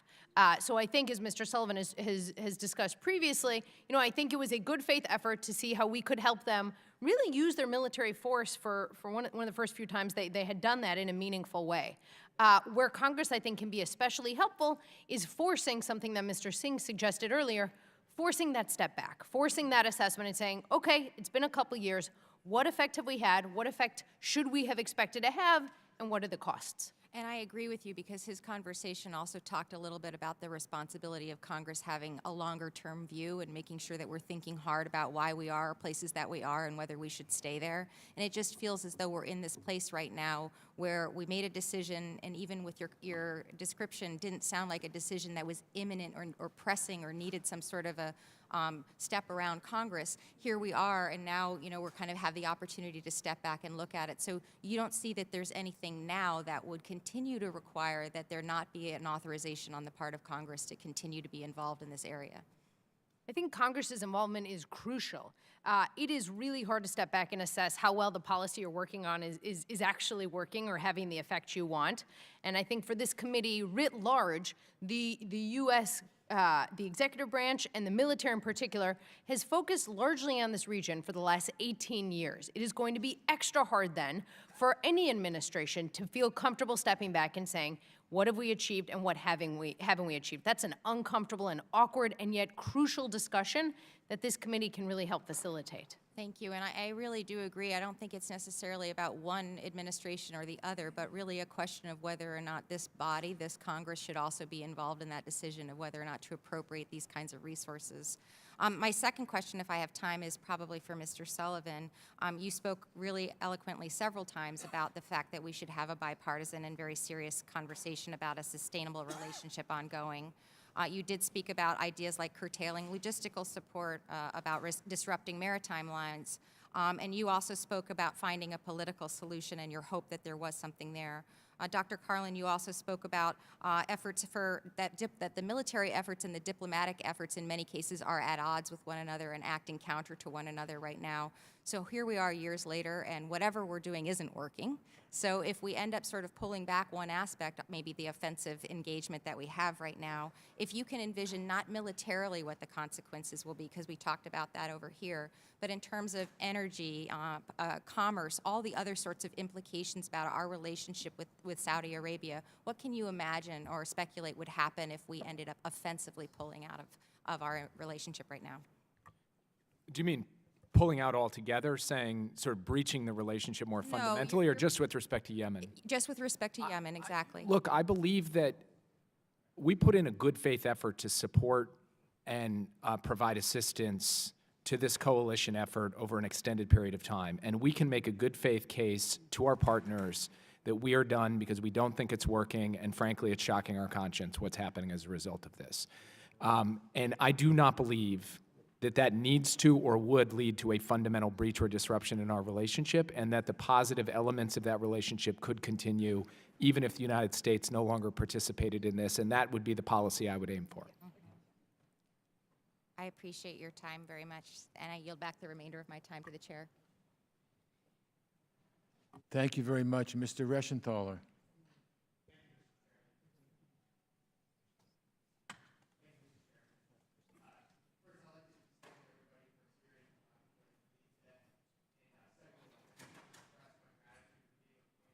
To this, thanks. I thought I had it. Thank you, Greg. I just want to express my gratitude for being appointed to this committee, and I look forward to working to ensure America's continued leadership on the world stage. So having served in Iraq, I know firsthand the challenges facing our counterparts in the Middle East and the escalating sensitivity of the Arabian Peninsula. Yemen is devastated by violence and human rights atrocities, as you've discussed today. It is estimated that 80% of the Yemeni population needs humanitarian assistance. 17.8 million civilians are food insecure, and approximately 60,000 people have been killed since January 2016. The humanitarian crisis in Yemen must be addressed immediately. However, continued calls for the United States to withdraw security assistance from the Arabian Peninsula because of this crisis would be a serious mistake. Iran, the world's largest sponsor of terror, has been illegally supplying Houthi rebels in Yemen with missiles, training, and support in violation of UN Security Council resolutions. The Houthis use these illegal arms transfer to terrorize American allies and counterparts, targeting Riyadh, Abu Dhabi, Dubai, as well as civilian aircraft in the region. Just this past January, Director of National Intelligence Dan Coates testified that al-Qaeda affiliate in Yemen, AQAP, remains one of the largest and most capable terror groups in the region.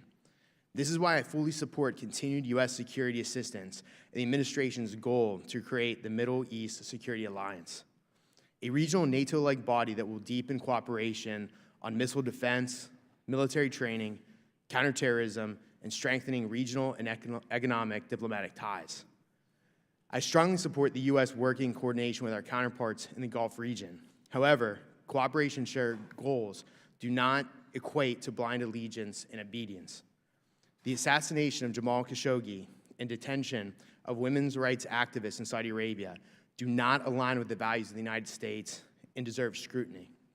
However, holding others accountable should not come at the expense of the safety and security of the American people. Following this hearing, this committee will consider a resolution directing the removal of U.S. security assistance in the Arabian Peninsula. This resolution is misguided and based on a false premise. It does nothing but open the door for rogue actors like Iran, China, and Russia to gain a stronger foothold in one of the most turbulent regions in the world and continue to sow further chaos. So with that, Mr. Singh, what are the core functions, in your opinion, of the Saudi-U.S. relationship, and what other interests in the Middle East does this relationship support? Well, thank you, Congressman. I think you made a lot of excellent points there. Look, the U.S.-Saudi relationship is one of our major relationships, obviously, in this part of the world. It's obviously not the only one. The U.S.-UAE relationship has been discussed here. We have relations with the Bahrainis, the Kuwaitis, and others who are engaged in some of these conflicts. Our interests in the Middle East are, I think, quite compelling and of concern to ordinary Americans. Things like counterterrorism, preventing the spread of nuclear weapons, ensuring the free flow of energy and commerce and ensuring freedom of action for American forces. As you know, Congressman, our military facilities in the Gulf are used not just to prosecute conflicts or wars or operations within this region, but elsewhere, to project power outside of this region. These allies, like the Saudis, the Emiratis, and so forth, are key partners in all of those efforts. Our counterterrorism relations with the Saudis are good, and with the Emiratis are good. And frankly, we would suffer if we didn't have their cooperation. They would suffer if they didn't have our cooperation. It's mutually beneficial. I think that, again, the question is, can we turn these relationships into something more? And the example of Yemen, the example of Syria is discouraging and suggests the need for a lot more work and engagement, maybe a rethinking of how we're doing our military partnerships, how we're conducting our military partnerships. And I think it's absolutely appropriate to explore that, but I think that's very different from saying, let's disengage or walk away or withdraw our assistance. Mr. Singh, if we did withdraw, who do you think would fill that power vacuum? How would you see that playing out?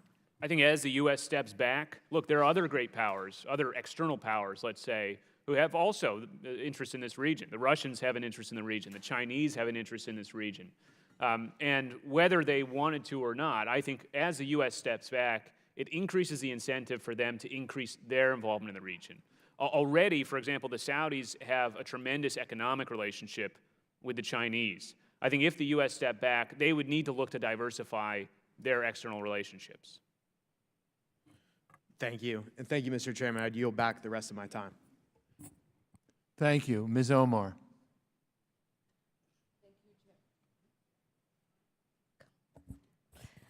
Thank you, Chairman. I want to first thank our distinguished witnesses for coming to testify. Thank you so much for taking the time.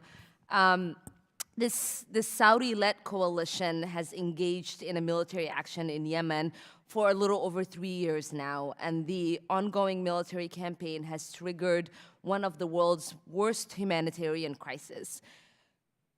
In the last 3.5 years, more than 17,000 people have been killed and another 40,000 wounded.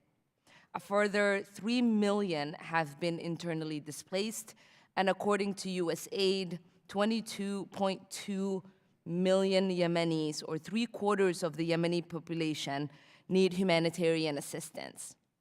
Millions are on the verge of starvation. There's a cholera outbreak that's tied to the Saudi-led war that has erupted in 21 of Yemen's 22 provinces, infecting approximately 1 million Yemenis, making it one of the worst cholera outbreaks in our history. And I know that we are having a conversation about, what our interests are, but I want us to root this conversation in the interest of protecting human life and furthering our values of protecting human life. I agree with my colleague, Mr. Berry, that we have known for years about Saudi brutality and its atrocity record of human rights, women's rights, and religious freedom. Where I strongly disagree is that we should have even tolerate this type of behavior from an ally. As Chairman Engel noted earlier, there's also evidence that the coalition of arming the Al-Qaeda in the Arabian Peninsula linked fighters in Yemen, directly undercutting our military's objective there. There's also far from the first time the Saudis have supported and enabled jihadis. My concern is about the way our support for the Saudi, in spite of these clear contradictions with our values and our interests, are affecting our diplomatic credibility in the region. When we see other members of that region, like Iran, commit human rights atrocities or are engaging in activities that are destabilizing the region, we are quick to condemn them and call them out. So my question is to Mr. Sullivan. In your answer to Mr. Levin's question earlier, you said human rights needs to be at a higher priority. Can you explain why that is?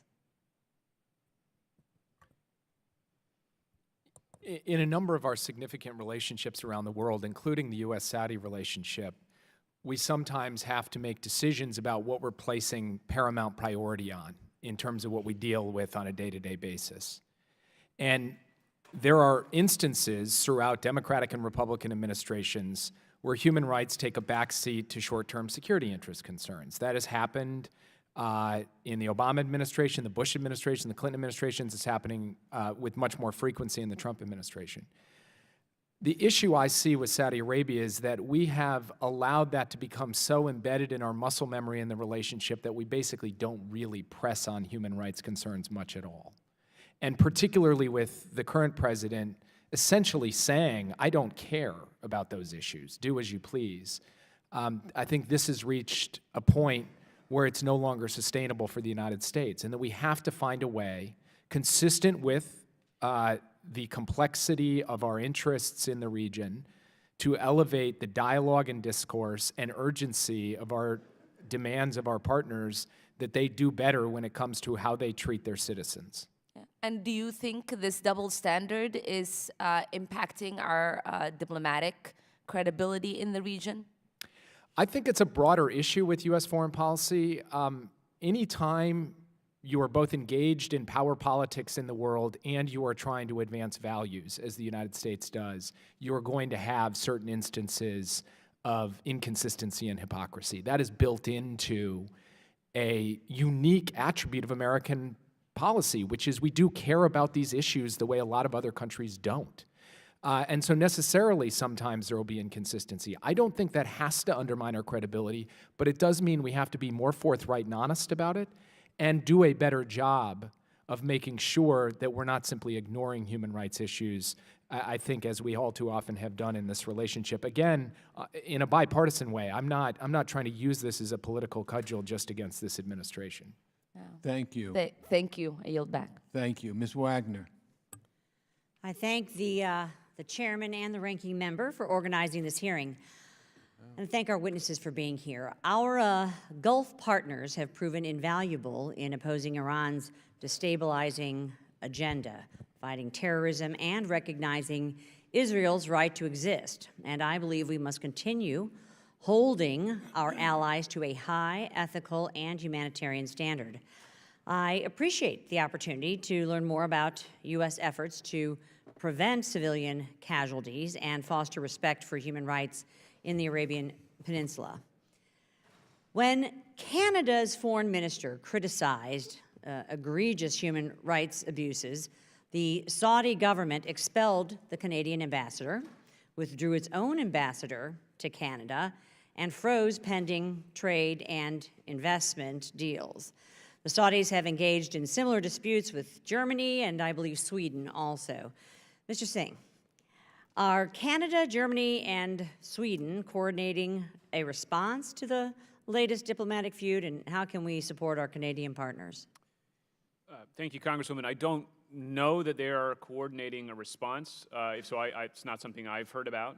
But I do think that the episode you cite is an example of the kind of, frankly, reckless actions by the Saudis that are concerning to us, that are troubling to us, because it was a valid criticism, and the Saudi response was, in my view, totally out of proportion to what the Canadians had done. I would have liked to see us back up our Canadian allies in their criticism of the Saudis, because I don't think, this goes to what Mr. Sullivan was saying, I don't think it's good for us, or frankly good for the Saudis, that they feel as though they can kind of intimidate other countries into not criticizing them. Look, from my point of view, this is not just a matter of values or morals, or those things are important. When human rights abuses are allowed to go forward unchecked, I think it also endangers the stability of these countries and encourages extremism. Thank you. Increasing access to affordable food, fuel, and medicine is key to restoring stability in Yemen. But Houthi rebels have disrupted the movement of imports by targeting commercial and military vessels transiting the Red Sea, and Saudi Arabia has imposed periodic blockades. Dr. Carlin, how can the international community support freedom of navigation in the Red Sea and facilitate the movement of necessities to Yemeni ports? Thank you for that question. I think the U.S. Military can be helpful, as can regional militaries, in facilitating freedom of navigation through these areas, whether it's assisting in transporting, whether it's helping regional navies through exercising by showing them how they might responsibly operate in that area, all of which can be useful. Mr. Singh, preventing civilian casualties in the Yemen conflict is a primary goal of the U.S.-Saudi military cooperation. Can you describe how the United States is working with the coalition to end the killing of civilians? How effective have these efforts been? Well, Congresswoman, obviously this is, I think, a top concern for our military officials and also our diplomatic officials who are dealing with this issue. As has been discussed here a little bit, we've done a number of things. One is by providing precision munitions to our allies. We have, especially in the wake of particular incidents, worked on the training of pilots. We've tried to help the Saudis in terms of investigating incidents to determine exactly what occurred. And we've also worked with them on questions of intelligence and these sort of do not target lists and so forth. As far as I understand it, and obviously you'd want a full briefing from our military officials, that's what we have done. I think that my impression is that I haven't heard any U.S. officials, let's put it that way, say that they feel as though the Saudis are deliberately targeting civilians. If we felt that way, I think we would have to end our cooperation with them. But I think we need to appreciate that the level of care and precision that the U.S. military brings to these conflicts is simply, frankly, unmatched almost anywhere else in the world. And that's why these kinds of long-term efforts at bringing up the abilities and capabilities of our allies is so important. Mr. Sullivan, UN agencies and international NGOs are struggling to access areas in desperate need of humanitarian assistance. How can we work with our allies to do more to increase access for the UN and international NGOs? And any points of leverage that can be used to achieve this with the Saudis and the Emirates? I defer to the expertise of Mr. Hardin, who I think has made a couple of really important points today. One is that a lot of this rests with the Houthis, over whom we don't have influence, but who we should be sure to be shining a spotlight on the extent to which they are blocking access through Hudaydah. But with the Saudis and Emiratis, I do think that we have influence and leverage both to open corridors across the Saudi border, as Mr. Hardin said earlier, and in respect to the Stockholm Agreement, which is fragile and sort of quasi-holding, working to restrain the Saudis and Emiratis so that more channels coming out of Hudaydah can be opened beyond basically the one road that's coming out right now. So those are available to us, but it's an imperfect set of tools because so much of this rests on making sure the Houthis step up to do their part. Thank you very much, Mr. Deutsch. Thank you, Mr. Chairman. Mr. Chairman, I wanted to first just follow up on Congressman Omar's questioning about where human rights fits into our foreign policy. And Mr. Sullivan, when you said that, you talked about power politics and advancing values and the need for inconsistency when using power politics and advancing values. Obviously, the suggestion being that there is always, or if not always, certainly many times where those two things are inconsistent. Can I ask, you started talking about the ways that we can use our leverage. Isn't advancing our values, isn't standing up for human rights, doesn't that actually give us more power? Doesn't that, when we engage in power politics, making clear what it is that motivates us, strengthens us as we confront the difficult issues and sometimes difficult challenges in governments that we deal with? Thank you for giving me the opportunity to potentially clarify, because it sounds like I may have not made myself clear. I'm not arguing that the United States should not be standing up in a consistent and resolute way for human rights. Indeed, I said in my earlier answer to Congresswoman Omar that there's something unique and special about the United States in this regard, and we need to work desperately to hold on to that.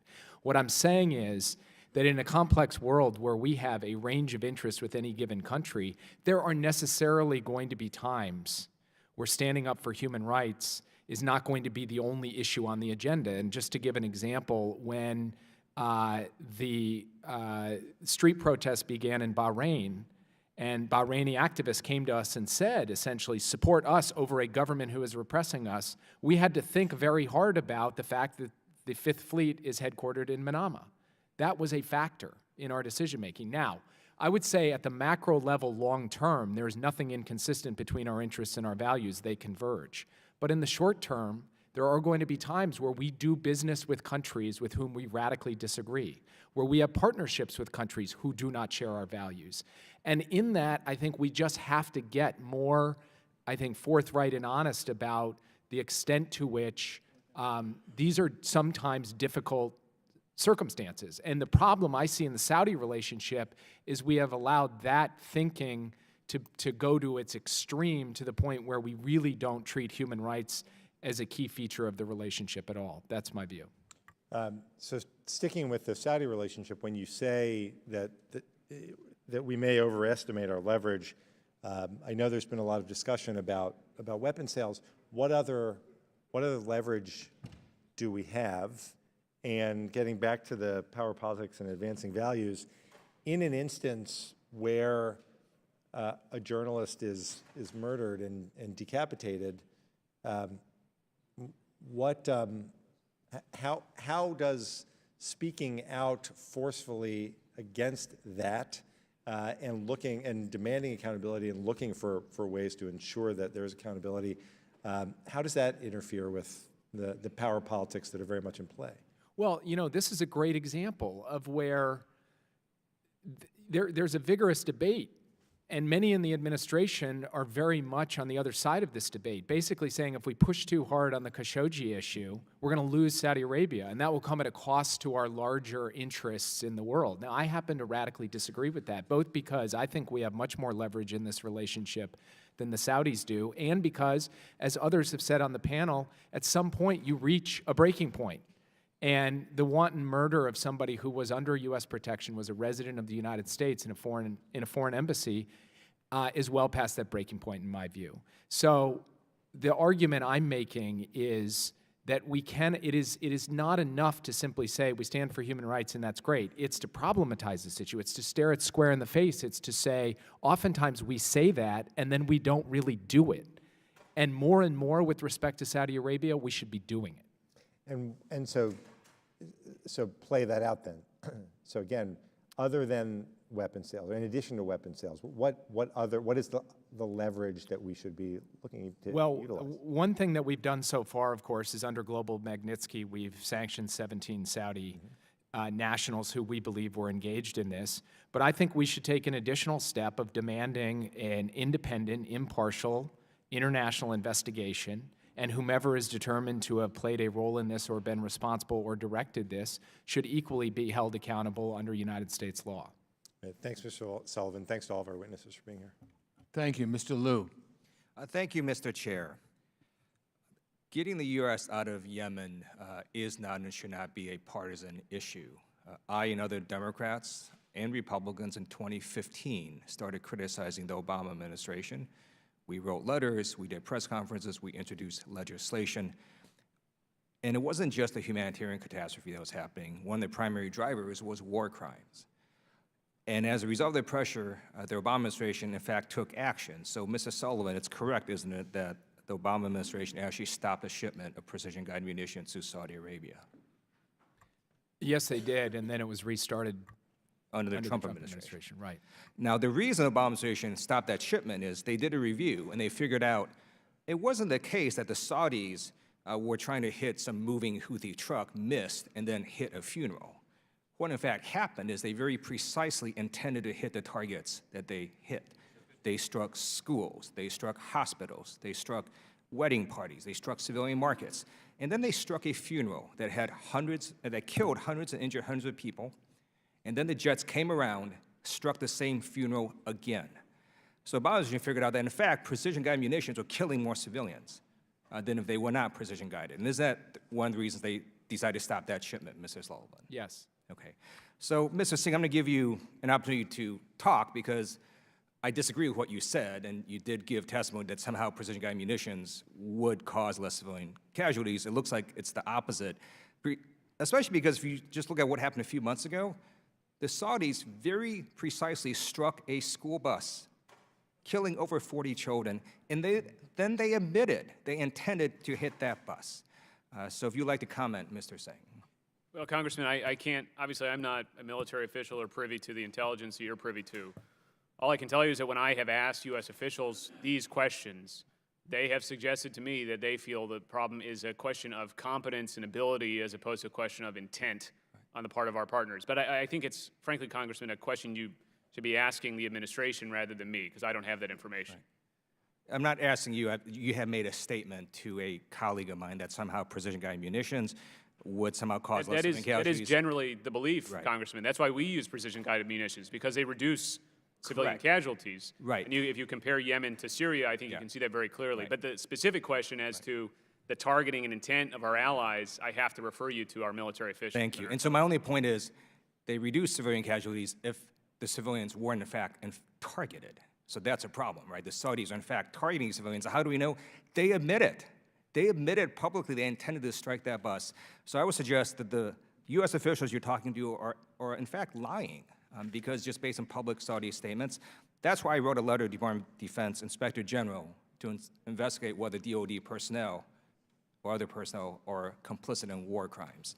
So I'm going to ask you, Mr. Sullivan, it's true, right, that both international law as well as regulations and domestic law prevent U.S. personnel from engaging in war crimes? Yes, of course. Right. And then you can't actually aid someone that you know was committing war crimes as well, isn't that right? Correct. Okay.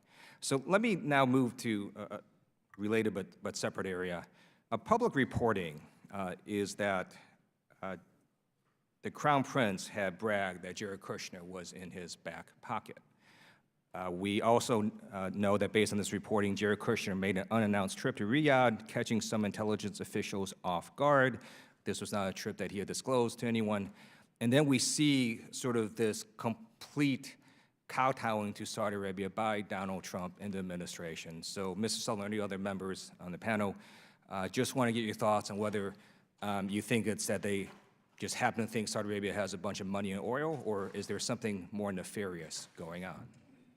I think there are sufficient legitimate questions about the potential business interests of both the Trump organization and Trump family and the Kushner family with respect to the Gulf and Saudi Arabia in particular that it demands more investigation. But we can't jump to conclusions on that. That's something the Congress could take up. Thank you. Let me thank Chairman Engel for creating a subcommittee of oversight on the Foreign Affairs Committee to do exactly that, and I yield back. Thank you. Mr. Costa. Thank you, Chairman. And I think I'm the last one, so most of the questions have been asked. Actually, Mr. Castro, Mr. Costa came, so I'm going to All call around right, him, Jim. and then you'll truly be the last one. All right. Okay, Mr. Costa. Thank you very much, Mr. Chairman, the ranking member. It's good to be back on the Foreign Affairs Committee. We've had a very impressive group of witnesses testify today, and I apologize with other committee hearings. I've been in and out of the meetings, so I obviously haven't been able to track all of the questions and your comments. And I apologize if this question's been asked already, but in the event that this resolution that comes up, and as we look at our ability to try to develop some renewed effort, and this committee's been good at it, generally speaking, on bipartisan agreements on issues affecting our country off the water's edge. But what do you think are the likely consequences of passing this resolution today, and the impacts as we go ahead to try to put some borders in terms of a foreign policy in this country that has continuity and that reflects a tradition that has existed through past administrations, both Democratic and Republican, that protects and reflects the alliances that have been crucial post-World War II to the world we live in today. And I'd like, in that context, to get your thoughts on, because I think, obviously, there are going to be future resolutions that we will be acting on that will come to us as we try to provide some sidewalls, I guess, for a better term, in terms of this zigzagging or ricocheting of a foreign policy that many of us perceive has taken place over the last 2 years? So I would start by saying that the first thing that this can do is actually much beyond just Yemen. It's to something that was built into your question, which is it is the assertion of Congress that it has an important bipartisan role to play in the participation of the United States in military activities across the Middle East and across the world. And that is relevant to a series of questions that have not really been visited by the Congress since the passage of the resolutions in 2001 to use military force in 2001 and 2002. So I think it'd be a big step forward in terms of the assertion of this body that it is going to be a fundamental part of the conversation about the balance of U.S. interest in the region and where military force and activity is appropriate and where it is not. I also think it will send a message to the international community and to the participants in this conflict that the United States is not simply going to allow business as usual to continue. And I think the Senate passing the resolution last year did have some effect on the calculus of the Saudi-led coalition. I don't think it will impact the Trump administration. I think they will conclude that they can continue their activities uninhibited, but I think it will have those two effects. But I think it certainly provides an illustration of what we think the importance of a well-thought-out foreign policy and not one based on tweets, as you said in your earlier comments today, that is unprecedented, I think, with any previous administrations. The fact is that we should assert ourselves. Congress in recent years has abdicated its role to a large extent, I think. And clearly, there are other issues. Many of us work with our European allies. They're very concerned and wondering what our policy is on any given day. Would some of the others of you care to comment? You know, I have to say, Congressman, that I don't fully agree with Mr. Sullivan on this point. I am a strong believer in congressional oversight of the executive branch. Having only worked in the executive branch myself, I think Congress plays an important role. I don't think, though, that it's right to say that the types of support we're offering to our partners, the Saudi-led coalition in Yemen, constitute hostilities, if this is the question before the committee. And I worry about the precedent that would set for our ability to support partners around the world. We want other states, in general, to step forward and take some of the burden off the United States. And we see partners in some parts of the world doing that. The French are active, for example, in the Sahel in Africa. In exigencies, you know, if there were, for example, a war between Israel and Iran, we want to be able to provide certain types of assistance below the level of engaging hostilities. No, of course, but of course, it depends upon how that policy is pursued and its impacts and the effects of it, and whether, I mean, sometimes we support a policy and it doesn't turn out the way we had hoped it would. That's absolutely true. I would just be careful. I would advise caution on terms of the precedent that's being set. We need to be cognizant our partners have some warts, no doubt. The most effective U.S. policy is one that blends carrots and sticks. I think what we've seen from this administration so far has been all carrots vis-a-vis the Saudis, and that's problematic. And Congress can be helpful in shining a light on many of the warts. You know, Mr. Sullivan, I think, clearly articulated that there are a number of times where the U.S., for various reasons, ends up making compromises. It's important that we're sober and clear-eyed about when we're making those compromises. And it is worth reminding ourselves, of course, that the Houthis do not pose a transnational threat to U.S. national security. If this were a conversation about Hezbollah, I would have a very different response, and I suspect many of us would as well. But a reminder that U.S. assistance comes with some sticks is crucial. And there are various ways one might exert that. So I just want to note that the role of Congress at the Foreign Service level in embassies and at the diplomatic exchanges has a very profound impact on how we shape our conversation and the points that we push. So we should never minimize that. Secondly, I would associate myself with Mr. Singh in the sense that the oversight role of Congress is extraordinarily important, but the narrow question as to whether or not these activities constitute hostilities, I think, may be beyond what the goal is in terms of carving back actual hostile actions by the administration. Thank you very much. And now we go to Mr. Castro, this time last but certainly not least. Thank you. I was going to say earlier that I had 3 committee hearings at the same time, so I think most of the questions have been asked already. But let me ask you all, and whoever wants to answer it, whether you think MBS is a rogue or a reformer, based on what you've seen so far. I don't think that's too crass of a choice, I think. I mean, No, I know. You said it's non-binary. What is he? I think he could be a reformer who is also acting in authoritarian ways that is counterproductive at times. So both. We've seen evidence that he's taken steps in both directions, and I think we should recognize those steps.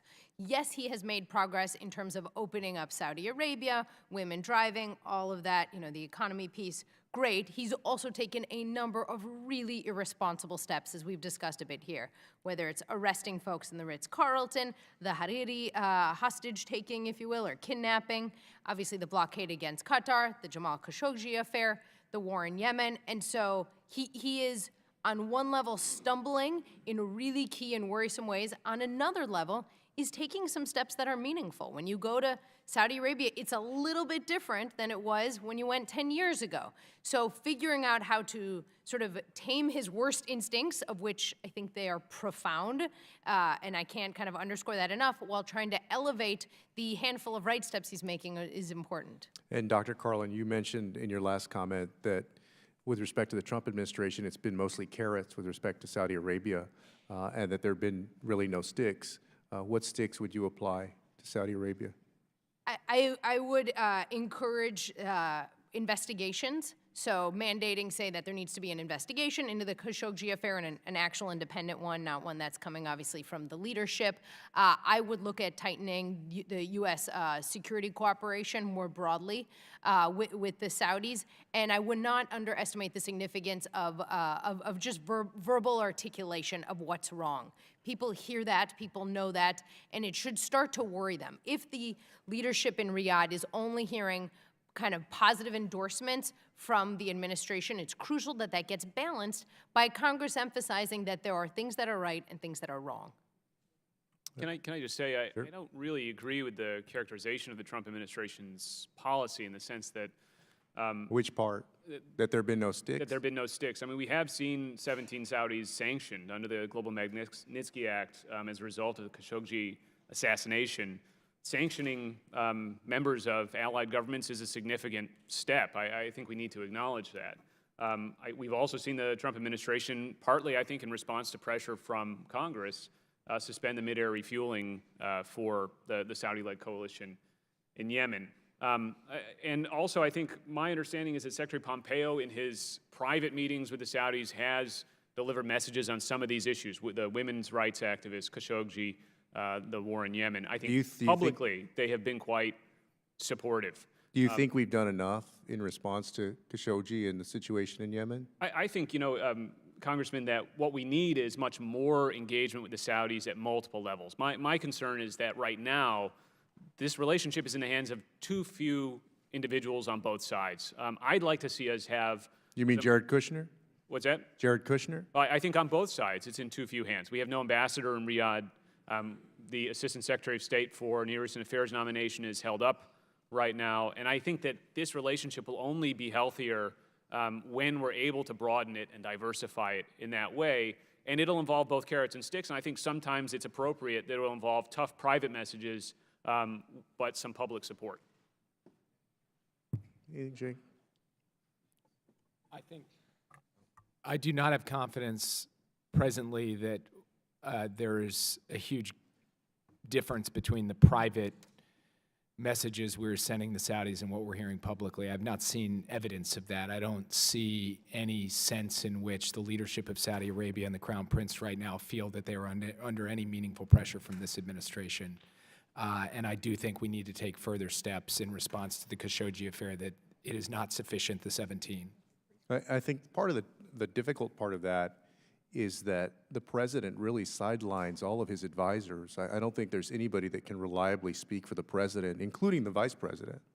Most notably, when he came to Congress to cut a budget deal, and on its way back to the White House, it was undone.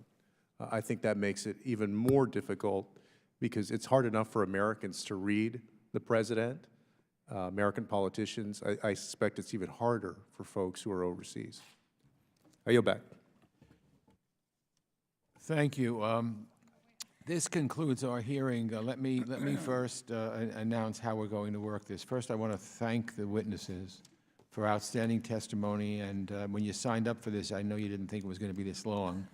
But as you can tell, we had very thoughtful members from both sides who really had a lot of good questions to ask. I know I've learned a lot, and I'm sure everybody has as well. So we're going to give you a couple of minutes to leave, and want to thank you again. And then we will conclude. We will begin the markup immediately after, say in a minute or two.